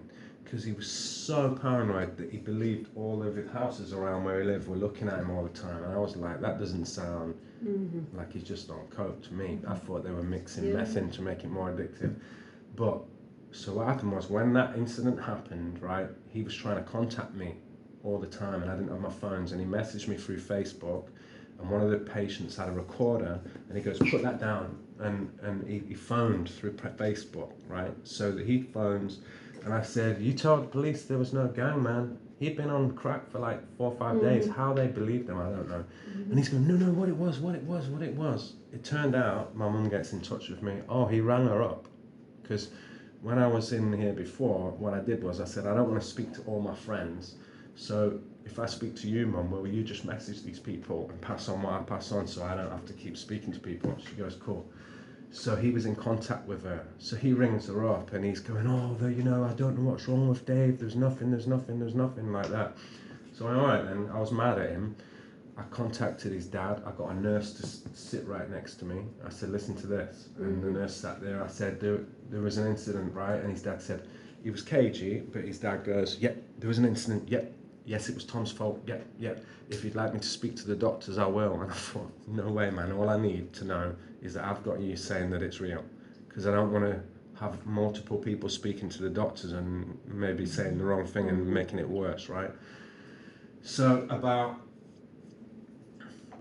3 months after that, he got in touch with me, and he said, and he rang me up.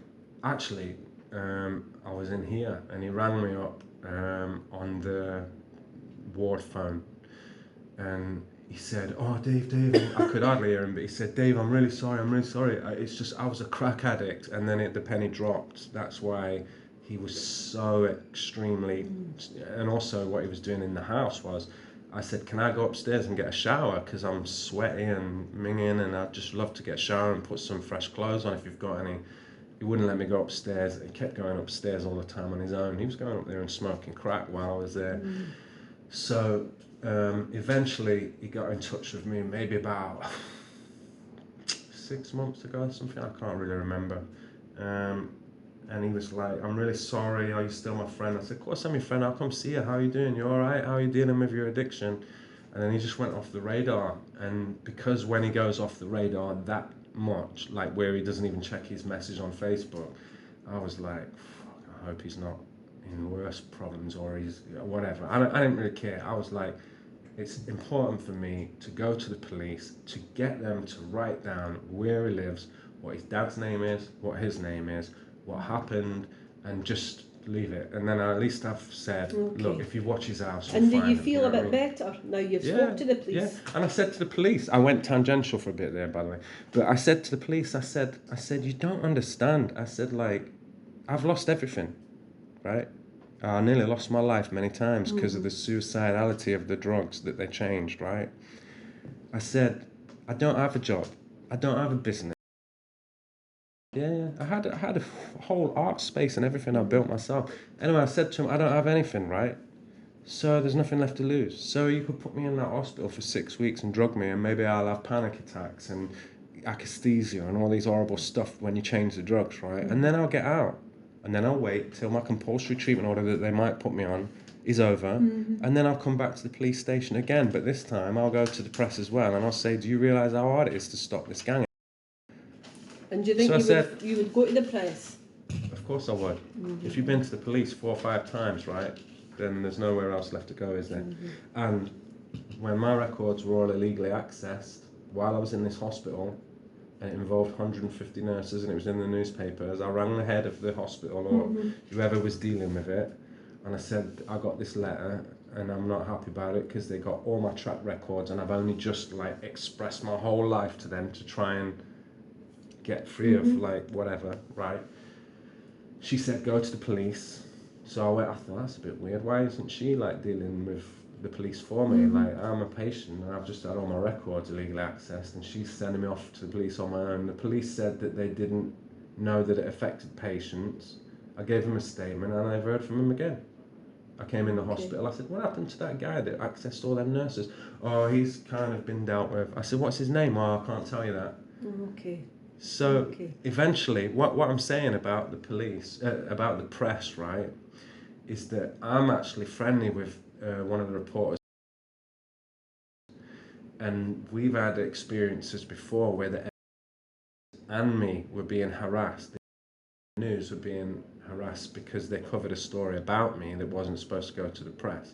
So he knows me already. So if I ring him up and just go, you'd never guess how long I've been trying to deal with this gang, right? And this is the details, and there's the police. See, I just wonder if it was me, I would have just gave up a long time ago.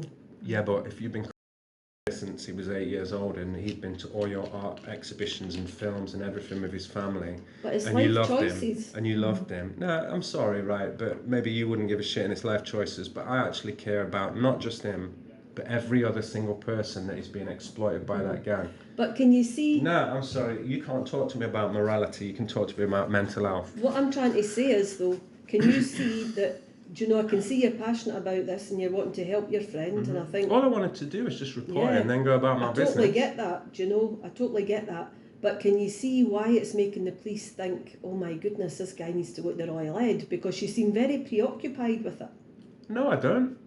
Do you know we've been here for 40 minutes? No, I don't. I just told you. Yeah, because it's important for me to tell you what happened. That's fine. Do you know that's why we've been here for 40 minutes. You can't assess a story like that in 5 minutes. You're totally right. Right, so let me just say one more thing.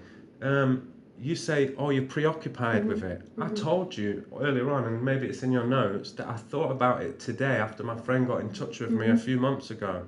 And I thought, all right, maybe I'll just go in the police station and just report it. I think it's your presentation and the way you're communicating that's how with I am us. naturally. I'm an artist. That's why, because I would say as I would agree with Louise that you're coming across to us as very preoccupied about it, very passionate about it. But that's why I'm here. That's why I'm here. Of course I am, because I've just gone to the police station to tell them calmly, there's the house, there's the blah, blah, blah, okay, I'm gone. And now I'm having to explain to a mental health assessment team about why I'm here, and I can't do that without being preoccupied about it. But I told you that today I was doing all my stuff, and then I just thought, shall I just go in the police station and report that thing while I'm thinking about it? So I did. So you're quite happy now that you've reported it? Yeah, of course I am. Yeah, I I pray that my friend gets in touch with me because, like, listen, it could be you, right? It could be you. It could be your daughter. It could be your son. And you're very passionate about it. Right? Do you know? You're very passionate and you're caring for your friend. Yeah, do you know that isn't I care. Any disrespect. And so listen. So, in order to just make everybody happy in my life with my compulsory treatment order, and like I'm the one that said to them, no, why don't I just keep coming in? And I know that Joe's seen you again the week after next. And everybody, it's hard, right? If you really cared about somebody, right, and you knew them from 8 years old, and then you met them after a few years of not seeing them, and everything in their life, including their entire family, was smashed. And you knew they were running out of money because they'd spent their grandma's inheritance, right? And you knew that the dad was scared to call the police, not for himself, but what might happen to his son if they found out he went to the police. So you're like, right, well, they're not going to go. You're not worried. Essentially, you go to the police, get them in danger. and putting Well, you in danger. I mean, it won't put me in danger because nobody knows me from that But gang if or you're going anything to like the that. police but- about him, they might think it's him that's going to the police, so that's potentially... That's a good point. It doesn't matter, that's the police's job to protect him then, isn't it? Protect witnesses, protect people involved in crimes, But I think protect that's people who've been further on exploited. down the Yeah, line. yeah, but I'm not even thinking about that. My main That's years concern, down the line my after main an concern was, investigation. listen, yeah, my main concern was, right, I've got this information and I know that him and his dad have never gone to the police and I'm just really, really hope that he's safe. So I'm going to the police. So Right? you're quite happy now that you've reported Yeah. it to the police, you're quite happy Yeah, to go yeah. home. Do you know what I'm most concerned about right now? My dog Banjo. Because I read a website the other day, in fact it was yesterday, and it was about how dogs communicate, right? Because my dog is a rascal and he drags me everywhere. We don't go for a walk, we go for a drag, right? And Do you let him off the lead? yeah, but not if there's posh people about that get all uppity if he runs up to him because they don't like it, right? Sometimes it's alright, sometimes it's not, but I do live in the side and there's a lot of like types with dogs on leads that There's get nice all walks upset. round about here. I know, I brought him up here the other day. What did I come up? Yeah, I came up here just to see if they wanted to, if they're interested in my project at the Orchard Clinic. They said it has to go through the mail system All right. because it'd be a USB with videos on it. And the idea is if you're in there and you can't get out, they've got a big TV, but you don't have internet connection. So when I was in there, I used to sit there thinking, wouldn't it be cool if you could just look at this big television and actually see out of it into where you come from? No, that sounds a good idea. I took a USB stick up there and I said, I've been doing this project for about a month now. I've got loads of videos, but I've got one here. How do I get this to the men inside there that can't use the internet but can use the television with an Xbox on it? Yeah. And they said, oh, well, send it to the, send it in and they'll go through the mailroom who do checks on that sort of stuff. And then if they're interested, they'll get in touch with you and you can send the rest of your video. Just as a like, as if you had a DVD with... Yeah, no, it's a good idea. Right, yeah, so that's why I was up here and I was walking my dog around here. What's your worries with Banjo? Well, when I read this website yesterday or the day before, I was just looking at how many times you're supposed to walk your dog a day, so that I could sort of have some sort of idea about what that might have been like for him when I could only walk him once a day. And luckily it says they only need between half hour and 2 hours a Baby day. dogs don't need a lot. So when I was at the police station and I'd been walking Banjo around, I had to feed him, and I was worried that if I leave him too long on his own, the website said they don't have any concept of time, so they think they've been abandoned. So I was waiting there for about an hour and a half, and then I said, look, you know, I've got a dog, he needs feeding, I need to have a sandwich or something, because I've been out just for a while. Do you mind if I just go home and just feed him and then come back here and I'll be all right? But when they said they were bringing him up here, my perception or my understanding is that he might be in a kennel now for 6 weeks. If I get sectioned, you know what I mean? Will we have a wee break? Yeah, I think so. Is there anything you think would be helpful tonight? In what sense? Anything that we can help with tonight? Well, in what sense? Because I don't know whether I'm staying or going. And just sort of in general, do you think you need any support with your mental health at the moment? No, not at all. And if you speak to my And mum, that's I a only spoke question to her we ask. yesterday on the phone. She'd That's a tell you. question we ask everybody. Yeah, yeah. But if I gave you my mum's number and you rang her, she'd be like, no, it's fine. I spoke to him yesterday. Okay. Do you want to get a wee seat out there, David? Yeah, sure. We'll just be a few minutes. Yeah, okay. All right. Yeah. I love them trousers. I just bought them today. Oh, they're cool. Thanks, love.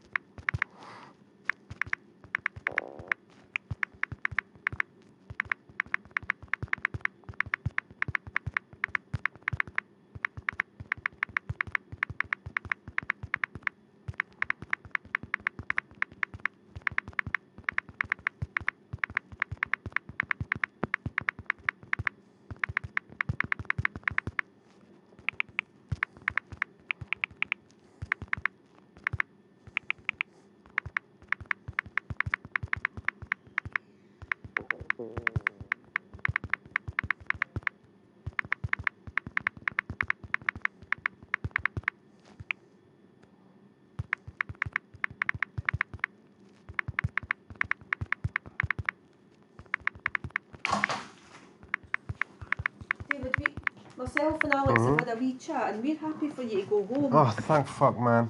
Listen, get a lift? listen. I want to tell you something, right? I'm a human being. Wait. Just bear with me. I'm a human being, right? And you're all human beings. And I've been in here before saying things to people before, like, look, I'm looking you in the eye. I can't do any more. You don't know me. So I'm looking you in the eye, right? And I'm hoping you trust me. And that ended up on my records as he stares people out and he's, you know. So I know you don't understand what it's like to be in here. You only know what it's like to come up to the door because that's your job, right? And I know that you don't know much about the criminal aspects of this city because your job is to help people with mental health issues, right? The reason that I told you when I came in and I said, look, I might be tangential, that's my nature, I can't be anything else. I'm a fucking artist, right? And I'm a good one as well. And I'm very tangential, right? But I know that this meeting may lead to me going in a hospital, which is why I said, let's not be tangential and let's just talk about that crime. Well, you've done well talking to So, can I come back and have a meeting with you guys and actually tell you all about this stuff? And We'll get you home and you I can think chat we to us. go home. I've got to look after my dog and I want to tell you flat off, but if you could organise for me to come in the next week, right, I'll type it all out and I'll give you maps To be and every realistic, I numbers. don't think that's actually a realistic expectation What's that? from the police because What's that? they're actually No, very no. busy. Yeah, no, but today the woman I said think to the me, she best- said, oh, we can book you in for an appointment if you want. And I said, well, I But might as well not- stay here because... Yeah, I think they're talking about an appointment really to be reporting your crimes. That's and what I for- mean. already Yeah, that's reported exactly what... it. No, I haven't. Nobody's taken any notes at all or anything. These officers have. They haven't. They You haven't have. written anything down. You don't know the address. You don't know the name of the people, the numbers of the people. You didn't. But- You didn't. We asked you. I know, for names, that's what I'm etc., you saying, didn't but have any she's of the answering... information. She's If you write answering... them down, you could possibly No, hand them in. Yeah, listen, just take one step backwards. What I said was... We're saying just, you can go wait, home. I know, but I'm not... Okay. But you keep cutting me off and it's so disrespectful. But I 'cause I'm think- look, just stop for 1 second, right? You've had me up here for trying to report a crime. Just give me a little bit of space, right?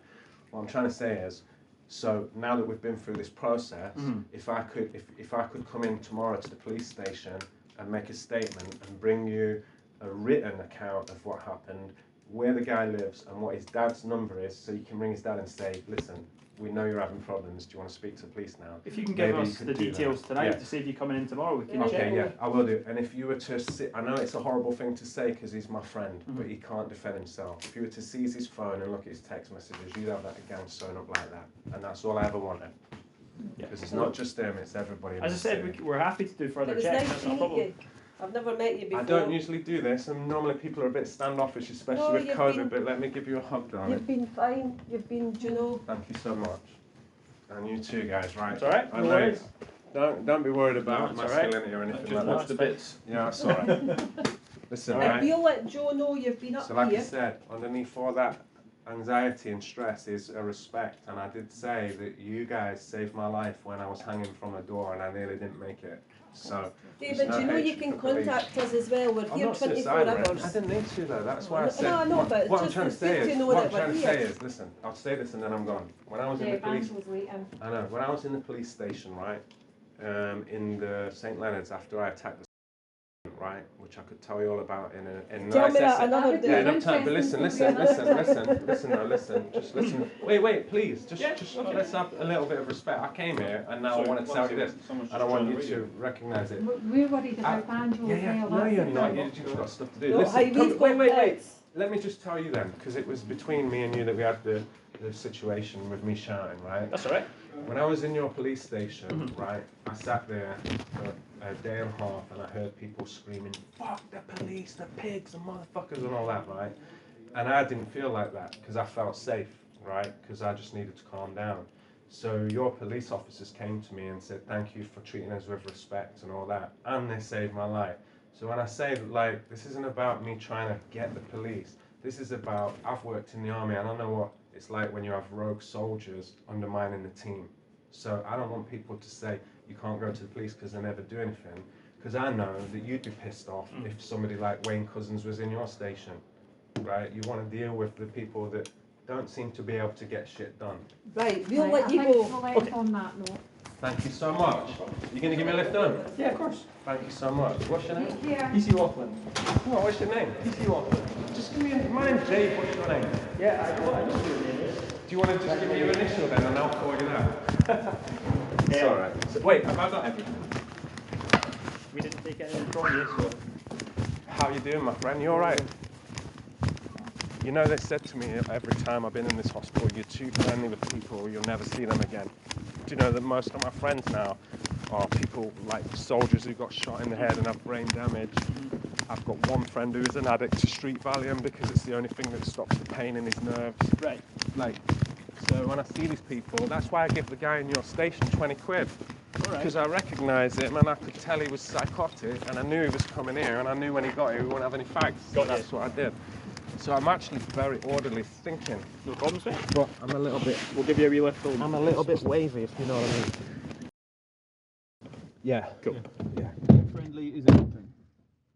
What, me, friendly or...? No, I was saying just in general, being friendly. Yeah, yeah, but you see, what happens is, right, there was an incident, well, not an incident, well, I call it an incident because it was a moment, but there was a young man in there, right, and his name is Doros. His name means Greek angel, right, and he's still my friend now. He lives in Cyprus, but he's back here, and actually I might meet him tomorrow.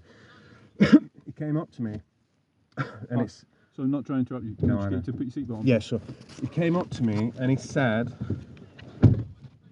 to me in the hospital, he was a young lad, 19 years old, he was on COVID isolation, and at one point he came up to me and he said this, and it was fucking scary because of the implications. He put his arms around me and he held on to me like a child, right? And he said, "You're my father," and what he meant was, as in Jesus Christ, right? And I said, whoa, don't say that in here, right, about me, because they're going to think that I'm like messianic and I'm telling you that I'm this, that and the other, right? I said, you can hold on to me, you can treat me as your friend, you know, your family aren't here, I'll hug you, you know what I mean? And the doctor said, you're being too over-friendly, you'll never be friends with these people. He got in touch with me the other day and said, I'm back in, you want to go for a coffee? And it's like, one of my friends is a genius sculptor, and I'm an artist, but this guy's a genius. What kind of art is it you do, David? I do film, photography, digital art, sculpture, Quite a talented man, then. Nah, I don't look at it like that. You know, I'm crap at maths and I'm fucking shit at being a businessman and saving money. I have no pension, I have no partner. That's not everything though, is it? No. But what I'm saying is I knew that I was creative, right? So when I thought, well, I don't know many people, I'll just do art. David, sorry, remind me which one. No. Oh, that was my shop, but they're dismantling it at the moment. I spent 40 fucking grand on it as well. I give So it's next. Yeah, so my attitude has always been, right, well, I'll have to get secure somehow. I don't want to be like an old man with nothing, you know what I mean? I at least need some sort of security. So I started in 2005 just being creative. At that time I was doing music, then I switched to photography and started doing photography. Then I started doing film, then I thought, fuck it, man. I even make dresses, masks, anything. So so although people see it as a talent, that's not how I perceive it.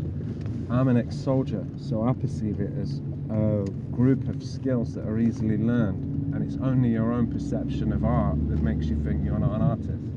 If you were doing an investigation as police officers, you'd have to employ creativity.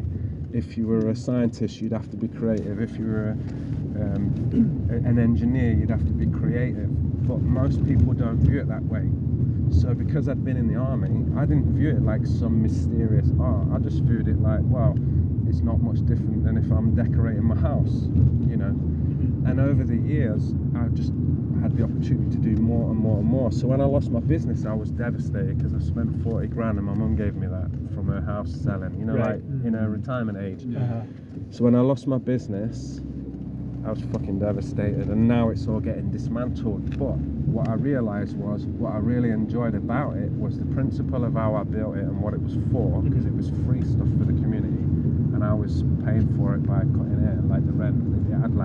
I had a cinema, photographic studio, meditation space, food bank, library, everything, right? And it was all free, and I lost it, right, because of all the stuff that I went through. But I realised that actually I was never a businessman, and the only reason I built that place, if I'm truly honest with myself, was because I needed a place to go on my own and just not deal with anybody. Even though I was cutting it, I just wanted to be on my own. I couldn't cope with my nature and my beliefs in my area, which is really radical. Remember just recently that they did a massive protest against a Home Office van trying to do border control checks. Well, I was in contact with the head of the uni telling them that was coming in advance, that type of stuff, right? So in my area, I'm not very much liked by a lot of the radical people that you notice if you drive around the south. There are posters everywhere saying, oh, you are communists, get organised, you know, like for the students to enjoy. And if you're not part of that group, they don't like you. And they send podcasts in your building to check what you believe and shit like that. So I was happy that I didn't have my business, because I didn't want to sit there having to deal with wave after wave of radical students coming in, and, you know, like, I just didn't want to deal with it. And it was a lot of weight. So now I get paid £675, like a disability PIP payment a month. I get £1,249 universal credit a month. And the only difference between, because my shop was 2 doors away from my house, the only difference is now I don't have to pay the rent on the shop. And I've got a studio just up the road. So my life now is like, well, I'm considered sort of disabled. My clinic is, I told you, I go there and I said to them, just monitor me. I want you to be in my radar. I even want Prevent to be on my radar, right? Because there are going to be times when I protest in the same way that these people posting all these posters all over the place for the students' protest, right? I might go around the whole area with biodegradable paint and put some messages underneath all their communist posters. But if I did that without the, what do you call it? If I did that and it wasn't part of an art project and I didn't have the what do you call it, monitoring me, then people might think I've just gone crazy. But if they monitor me and all my friends are watching what I'm doing and I'm going around doing my art projects and then saying, look at all these posters all over the city, this means this, you know what I mean, like that, then I'm safe, you know. That's why I would never mention that to them in there in that type of a situation today, because it would be dangerous. But the reality is like, I mean, I've had a really varied life. I used to work for a dance music magazine in the 90s that was involved in trying to organise ravers against the government. I didn't know. I was a soldier, I had no idea what that was all about. I've worked in training people, I've made films. I made about 15 films. Yeah? Short, long? About an hour and a half long, just on various themes. One of them was called The Adversary Full Spectrum Dominance. Full Spectrum Dominance is a type of warfare that involves every aspect of the battle space, including internet, you know, drugs, just everything that you could possibly control. But the way that the adversary is the nickname for Satan in the Bible. My mum's a Christian, and I was going out on the streets and I was interviewing people who were homeless and addicts about their trauma and my trauma, and I was trying to tell a story about, from the perspective of an abuser and the abused, if that makes sense. You know, like if you've been through stuff in your life, you might hurt people, but eventually, you know, maybe you can try and stop that or something. My brother's like that too. So the adversary full spectrum dominance was about the human mind and just how deeply you can be affected by trauma and stuff like that. I just used to make it for fun, you know, out of clips from the internet. And like I say, I was interviewing people on the streets. I even went into the council offices to speak to the head of drug misuse, homelessness and mental health. And I took him a CD full of recordings of people that I met on the streets. I'm talking like people who were overdosing in front of me and everything, man. It's fucking crazy. So they see me, oh yeah, but you seem a bit like, it's like, yeah, man, like I operate on a really, really high creative level, creative gear. Because if I don't, man, I'm going to be like one of my clients in a little old people's home with no children, you know, nothing. I'm just worried about the future. So this is my only option, this art. But my art doesn't just cover like a portrait photograph. It covers like really deep cultural issues to do with trauma, mental health, drug addiction, relationships, family. My brother was in prison for stabbing somebody because his upstairs neighbour in Coventry, right, was a drug addict, and you know, he was giving him a lot of hassle, and he kept trying to tell the police for years, and nobody helped him, and he told his landlord. So this guy came down from upstairs one day with a knife because they had an argument, and as far as I'm aware, my brother took it off him, and he ended up the guy got stabbed, and my brother went to Hewell prison, which is one of the worst, right, in Birmingham or something. He got let out because they didn't have enough evidence. The guy that got injured I don't know, maybe he ran away and didn't want to get involved with the police. So my brother is now living he came out, lived with my mum for a few weeks, and now he lives in a tent on the street. He's got nothing. So these stories, like the woman said, yeah, but why do you think it's your idea to go to the police? Shouldn't the guy do it? It's not your job. And I'm like, listen, do you know what it's like to not be able to defend yourself? And also not be mentally well enough to even consider going against these people under any circumstances. And your dad is right, and you live in £1 million house, and the only thing that you know how to do is hide behind the door with 2 hunting shotguns. Is that your friend that you were talking about? Yeah, man, he tried to get me to. I mean, for a second I was like, let's get these shotguns out and see how these work then. And what's your friend's name? His name's Tom Innes. Tom Innes. And his dad's called Colin Innes. I-N-N-E-S, is it? Yeah. And they live on. I'll show you. I'll just listen. I'll print some stuff out. I'll put it in an envelope, right?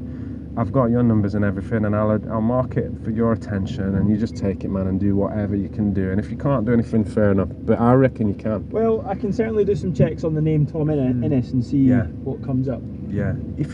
Has Tom reported anything before? No, man, he's terrified. He is fucking terrified. How long has this been happening for? Well, he's been on their radar for about, as far as I'm aware, for about 4 or 5 years. And what are they? What's their attitude like? What are they like? To say that again. What are they exploiting him to or for? Well, this is what I was told, and I believe him because there's no reason for him to lie about it. He just came out and told me one day, and another of my friends was trying to help him too, and she knows all about it, and she might be willing to say something too. But so he gave the number. You know, like if you want to buy some weed, right? You ask somebody for a number, and then the guy comes in the car when you call the number and they bring you weed, right? I say it out of experience. That's it. Yeah. Anyway, right? Yeah. I'm just listen. Even though it could incriminate me in some ways talking about these things, my perception of this situation is that if I'll tell you the truth, at least you'll understand something that maybe nobody's mentioned to you or something like that, right? I don't care. So he gives his mate this number. His mate says, I want to get some coke. Apparently his fucking mate robbed them. His mate wasn't really his mate, he was just a mate from them circles, right? He's told me about parties at the shore with like really rich people and like homeless smack addicts, right, where somebody freaks out and gets stabbed in the neck with a fork by the dealer and shit. He's seen it all, right, because he's from high society, but now he's on the bottom rung with me and all the rest of my friends, right?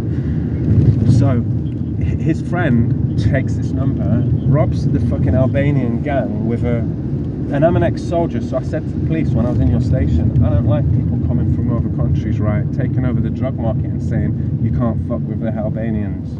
That's different from his situation, but I don't like it anyway. I don't like bullies like that, right? But what's Tom's because Tom gave the number to his friend robbed them with a screwdriver, then ran away to apparently for $5 worth of coke, they said, right, and that's what they're holding him ransom for. Yeah, just here. Just pull in. No, just pull in on the next left. Right, okay. So his friend fucks off to. He can't get in contact with him, and they're like, well, you gave him the number. It's your debt now. So as well as the fact that he can't stop buying crack from them because he's an addict, he's frightened of them dragging him in the car every time they turn up if they're in a mood. And he told me they drive around with a pistol. And has Tom ever wanted to report this to the police, or is it just? No, man. He's too far in it. He's terrified. Like Does he know that you've reported it for him? Or? No. Okay. I asked him. I said to him the day that the police came, right? I said to him, I was going to drive him out of Edinburgh because his dad's car was there, and I don't even have a license, but I can drive. And he said they were going to come in and get him. So we barricaded his house, and I said, give me the fucking phone and give me your dad's car keys. I'm going to tell the police the number of the gang, and he wouldn't. And the next thing, the police arrived because I think his neighbour rang them, and they took me up to the hospital and said there was no gang. So that's how hard it is, guys. And I hope that by us having this experience, and I'm sorry for being so aggressive. That's alright, no worries at all. I hope. I'll Just come one and let thing. you out, mate. Just one thing. no, Just one thing. I hope that by having this conversation, that it furnishes you with a different perception of not how hard it is to come to the police, but that there are people in this city that really fucking need some help from that gang, and there must be thousands of them. You know. I can certainly have a look into Tom Ennis to see if I can find anything. Well, his dad. Speak to his dad, because his dad will tell you the truth if you ring him. But he might not. He doesn't want to get his son in trouble. So they've been dealing with this for years. And like I say, when you go into a house that you expect to look pristine like a show home, right, and it looks worse than a crack addict's house, then that's a bad situation, man. You know, mentally, he was in a mental institution at 12 years old with OCD and all sorts, so he's vulnerable. Yeah. How many times have you reported it already? Years? I tried to tell it that one time, about 2 years before that, or a year before that. I was trying to get my friend who runs, because he said he had a client who was CID, and I was like, can I speak to him? But I said, there's no point really, because I don't have the number. At that point, I didn't actually know where he lived, where his house was. I'd never been there. So it was just like, so after I told the police that night, I told the doctors loads and loads of times, and my point to the doctors when I speak to them just the other day, and was, because I did mention it, I said, if Prevent Anti-Terror are on my care team to make sure I'm all right, which is cool, you know, they think I'm a terrorist. I'm not. I'm a rebel, but I'm not a fucking terrorist, right? Or they thought at the time because of what happened. If they're on my care team and they're speaking to my doctors and they're hearing what I say and it's all in my records about this gang, how the fuck aren't Prevent Anti-Terror dealing with them? You know what I mean? No problems. Okay. Cheers, mate. See ya. See you later.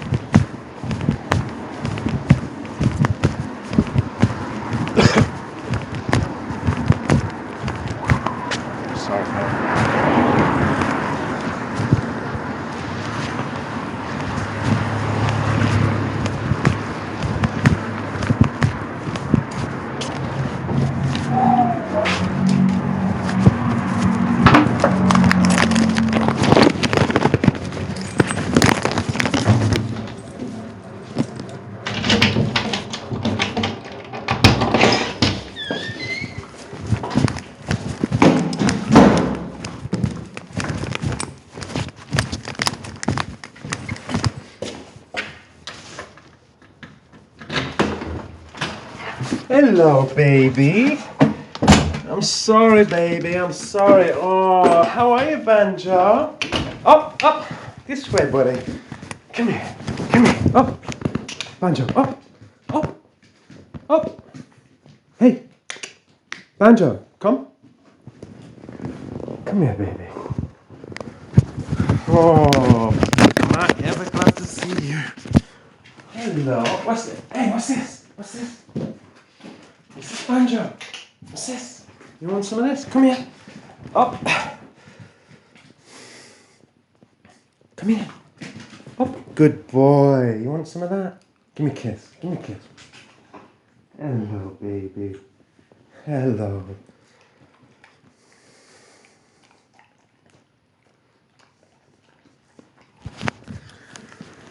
Woo!